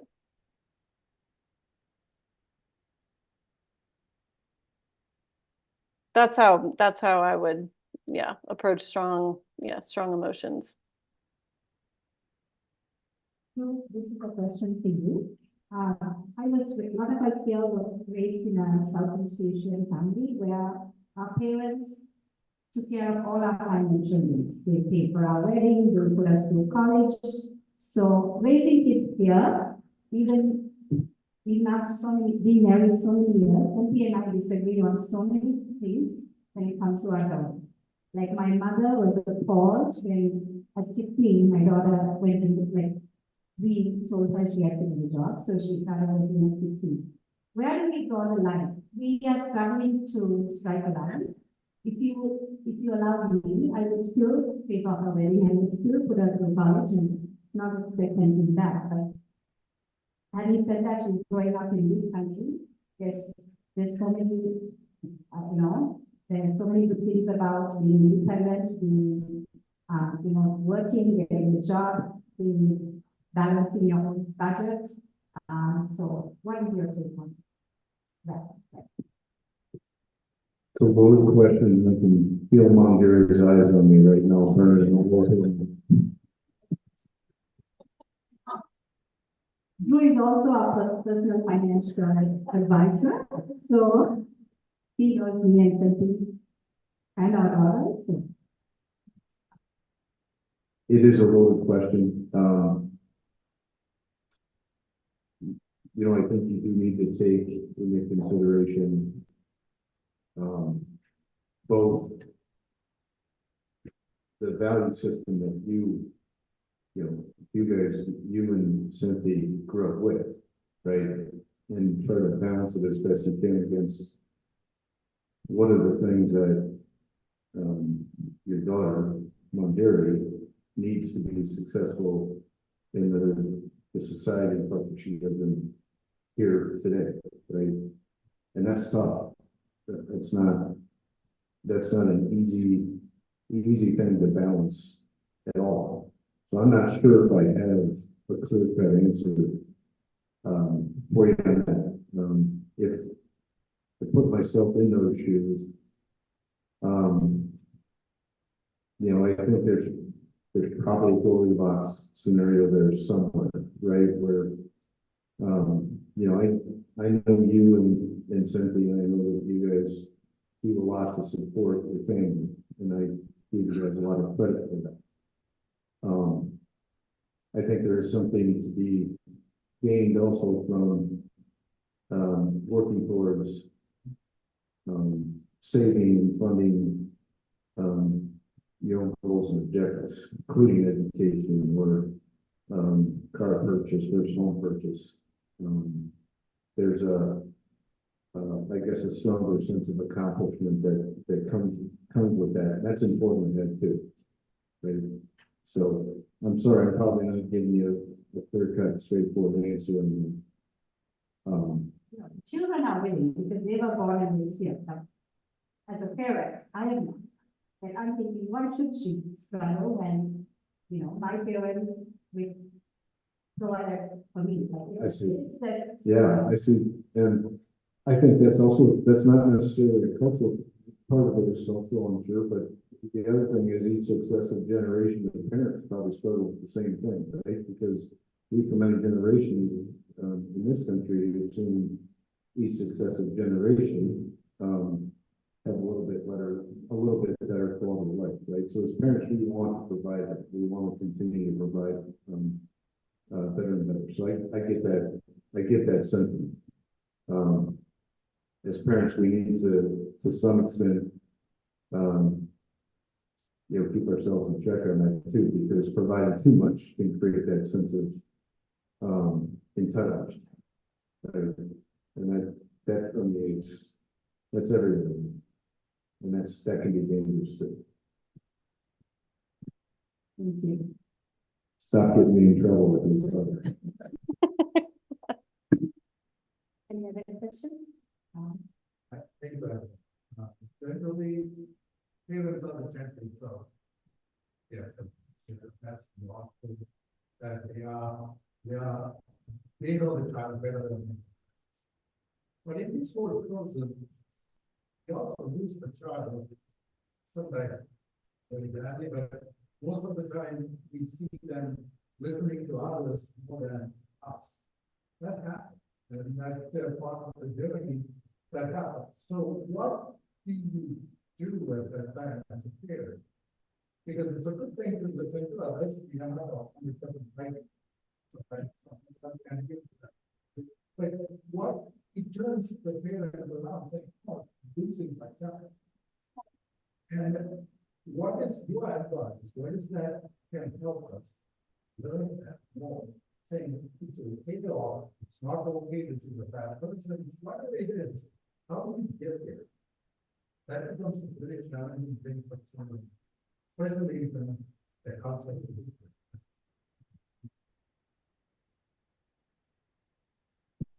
I think that's partly why we're sitting here right now.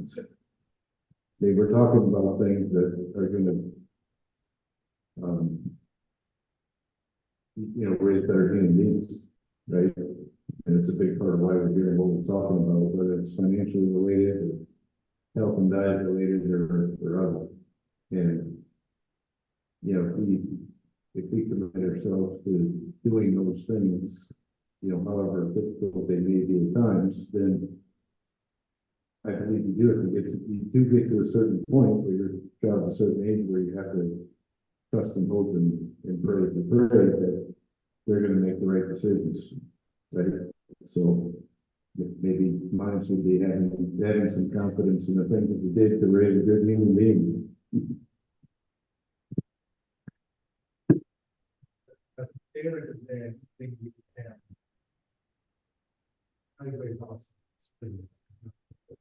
Because it's now, and people go through that, and now, some kids go extra, happens too. But how do you navigate yourself as a parent in the game? Because it feels like you're losing control. And what happens as soon as parents sometimes go after broken. Well, I'm losing, I'm not going to let this happen. Controlling that's when we challenge ourselves. That's not good, right? I feel you mentioned that 80-20 rule, that it's a good thing to have some fun with it. But how do you balance that?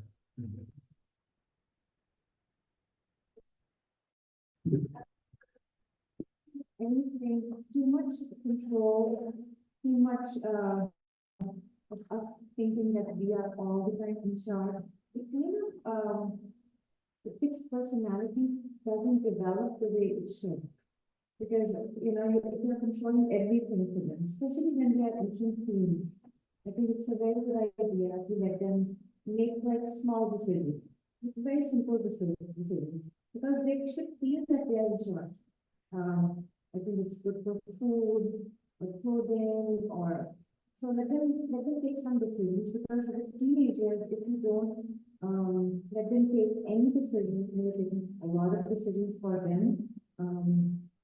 I think it does impact their personality, because, they need to feel, they are in charge. Sometimes I think it's very important to let them feel they are in charge. And they can decide for themselves, even though you are the driver of the car, you are in charge, and you can make a better, wiser decision, but let them take the silly, not so right, not 100% on point decision. I think as far as food is concerned, or as far as raising kids are concerned, I have two girls myself, so I think it's trial and error. We all make mistakes. There's nothing such as perfect. But this is what I've learned, that you have to give them room to make decisions for themselves. It's very important for personality development. What a heartfelt question, Cindy. And it goes right to my heart too with my 4 adult children, because you really do have to, your role just changes so dramatically. My oldest is 37, and I'm still trying to figure out, like, how do I quite fit into her adult? Like, she's got it all figured out, she's grown up. But I still try to figure that out, but I think 2 things pop in mind that I try really hard to do is give less advice and listen more. And then I also try to, ask more questions, because usually she can figure it out on her own, like my kids can figure it out on their own. But instead of telling them what to do, which I probably did for a long time, but it's a hard, and I don't know, does that ever change? You know, one of mine, every time he leaves, I'll say, "Be sure to wear your seatbelt, drive carefully," and he'll go, "Oh, Mom," and I'll say, "I'm gonna do that the rest of your life." Like, sorry, but if that's a really hard, what's your role when that's been your role for a long time? So that's such a hard question. Yeah. Again, I wish we had answers. Sure, all the parents will do the same with us. Right, what we're doing. Right, the dog and attachment that I'm offering. Right. Yeah. Well, I think of some of you that were raised in different countries and that we live far away from your families. But I suppose, again, some of the stuff we talk about when you're little about still continuing to stay connected, and what does that look like?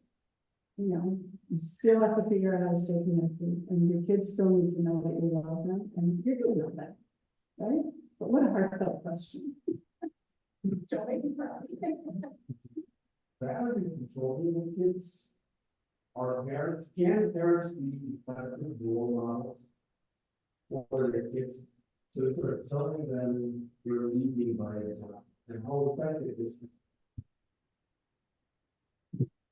It's just my thought, but I think that's a really good model. I really do. Yeah, and if your kids get to be Manchery's age and they don't know what you think about something she might ask you, your opinion, they already know. They know what you're going to say, because for 18, 22 years, you've given them that. So yeah, I do think model what you want the kids to be. Yeah. Versus say one thing and do another thing. So yeah, I agree. I think that's it. It's a nice mini sponges. So even if you want or you don't want, they are absorbing all the time. So there are good habits, your bad habits, things that you are saying to them, things that you're doing for yourself, actually. You're taking care of yourself, they're going to absorb all that. It's micro absorbing, and over time it's going to accumulate. And they're going to mimic you when they're adults. They're going to have habits of you when they're adults. And because all these years, they are observing you. So we have to be mindful. We have to be mindful that our kids are observing us. So maybe we should be our best self. It's not possible all the time, but we can try. I agree. That's what I say all the time to my clients is we are the role models of what it means to be an adult. And I've heard that like from all of you, which I'm so excited about, because it's such an important message is our kids are looking to us, and we don't always have the answers and we're not in control. Like, I don't actually like to use the word control. I like to use the word influence. Like, I don't have control over anything other than like how I'm responding, how I'm reacting. But what do I have influence over and how can I use that? And that's where like play comes in and trying lots of different things. But I think, just realizing our kids are watching us and looking to us and to be able to role model all of these things from that perspective of I don't have all the answers, but this is what I feel, this is what I believe, and I love you and I want the best for you and I want you to be happy, I want you to be content. And I think that's a really, great message to be sending all of our kids and ourselves.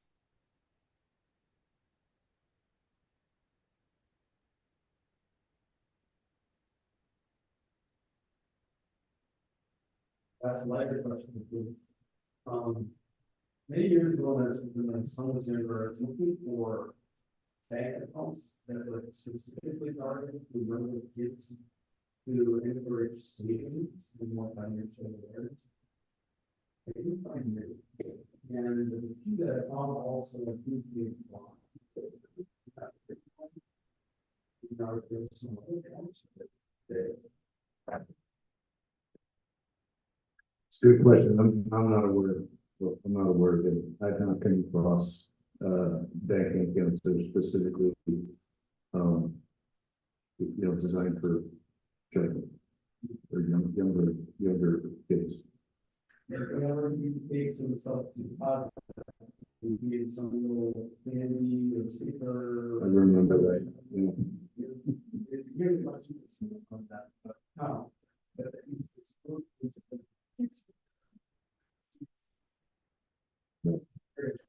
Right.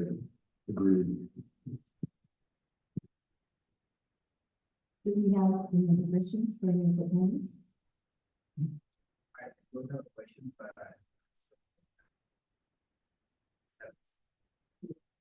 okay. So yeah, there are different facts.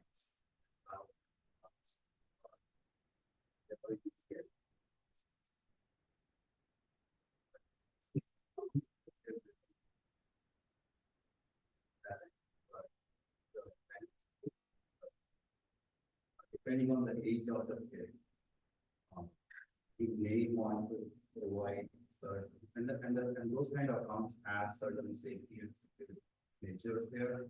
So based on the login and stuff like that, you can expose those accounts to your kid to get them, because everything is online today, so you won't get that candy, excitement feeling now anymore. But in today's time, because of our phone and everything, it can provide kid an excitement to see their account value going up, based on interest or what money they earn because of loan and stuff like that. They can see that excitement. They can see the growth in the account. So yes, that, but they cannot necessarily buy and use their account in Amazon. There are restrictions, but some banks. Change that as what's to do from it's going to get it all the big profit. My kids use them. One problem recently, I run the thing up. There was no revenue cost. There were fixed do with job. I want the same $1. My dad is good. She's let's say and that's it. Doesn't spend much. And whenever she spends, we make sure that she makes enough value of how much she spends. My son is the opposite. He waits for until he creates enough money to find a candle or a car. The reason was he hasn't asked me for help. So his account gets faded. And he did some good work. I gave him $5, $10, and $2. Over a period of time, he accumulated around $100. Immediately, he asked me to buy it. My super smash. So, how can I injustice sense of spending for a good value. How can I encourage you to spend wisely? How old is your son? That's my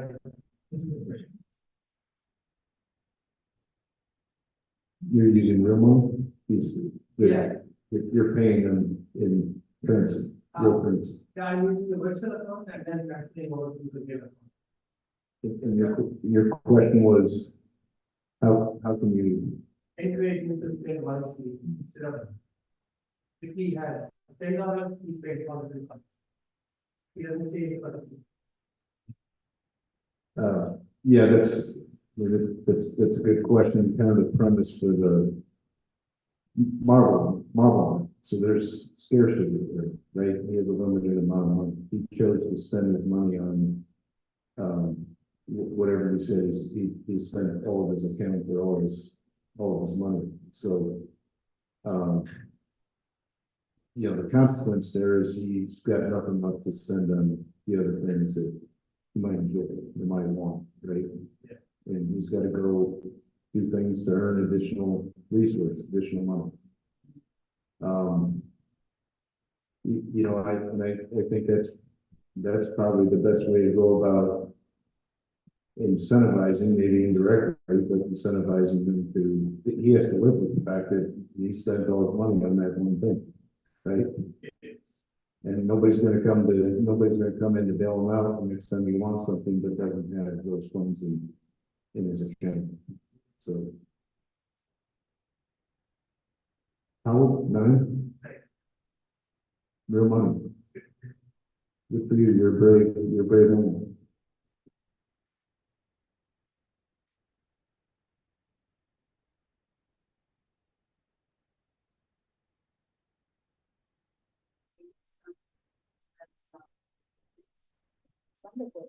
And so then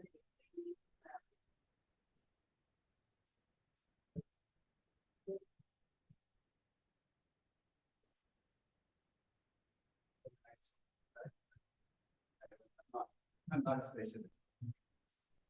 I came from one of the that I so I'm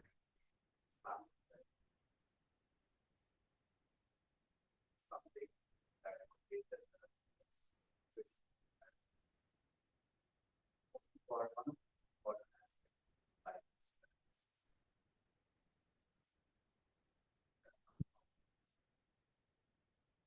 But one of the concerns that we are seeing the new generation is they are not taught on even finances.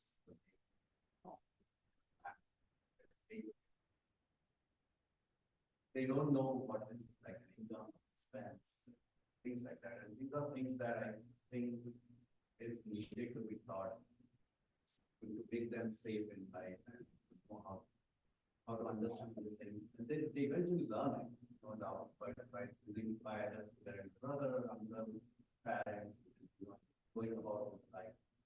But I think the idea of saving and expense and how to do it right. And even the basic terminology of not taught. They've probably taught macroeconomics and AP economics and stuff like that, but not the really day-to-day life things. I'm pretty sure they don't know taxation. But I guess what I'm saying is that's a concern and that could be one in the program.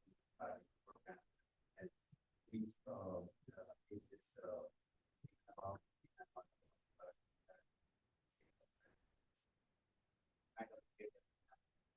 they can talk such personal finances like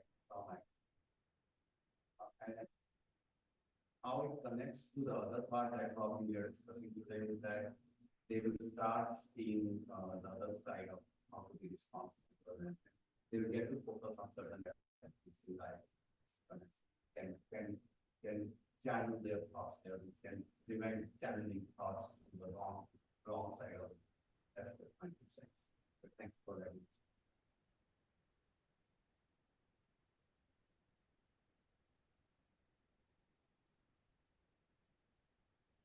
Time's up.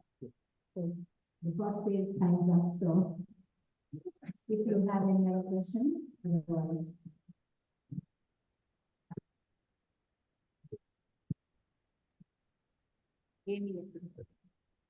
Okay, first of all, thank you for everyone coming here and then being in person.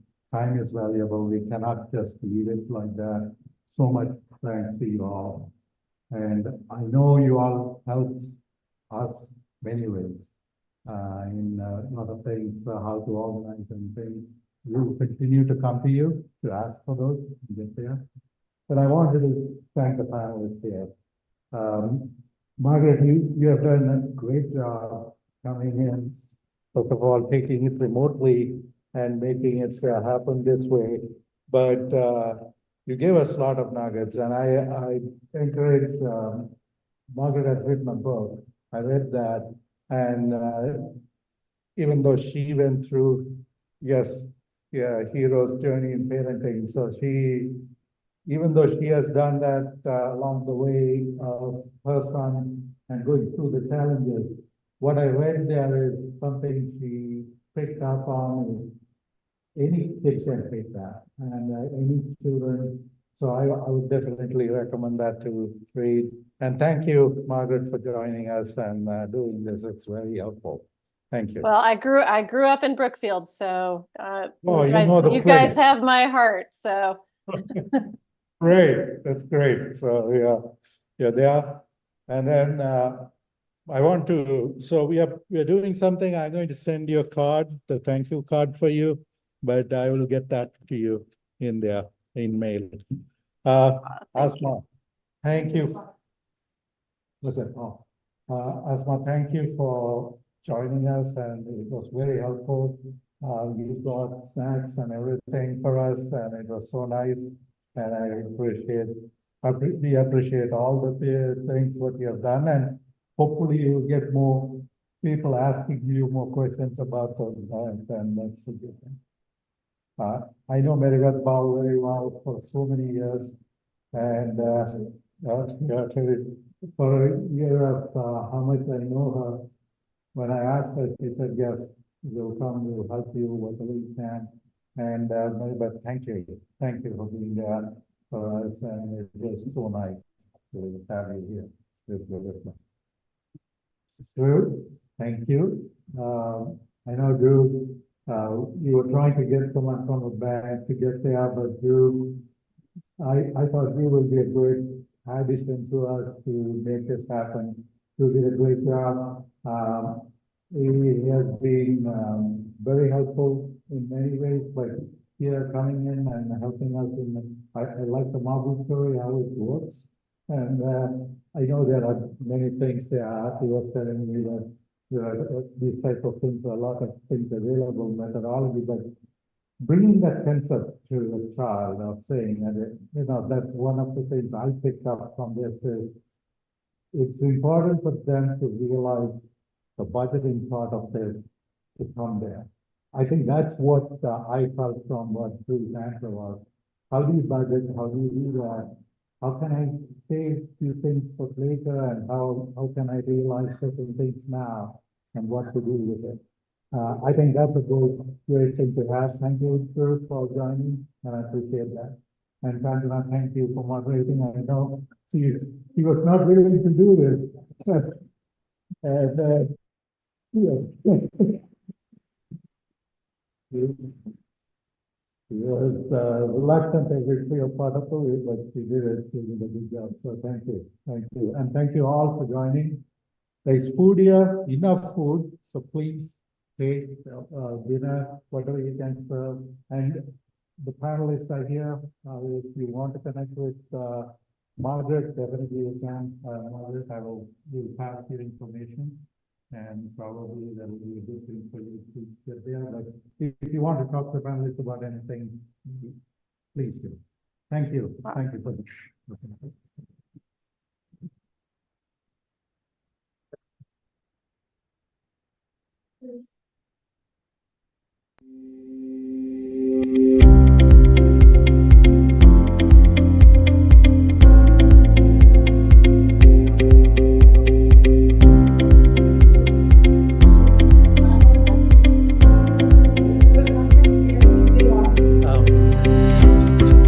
So we have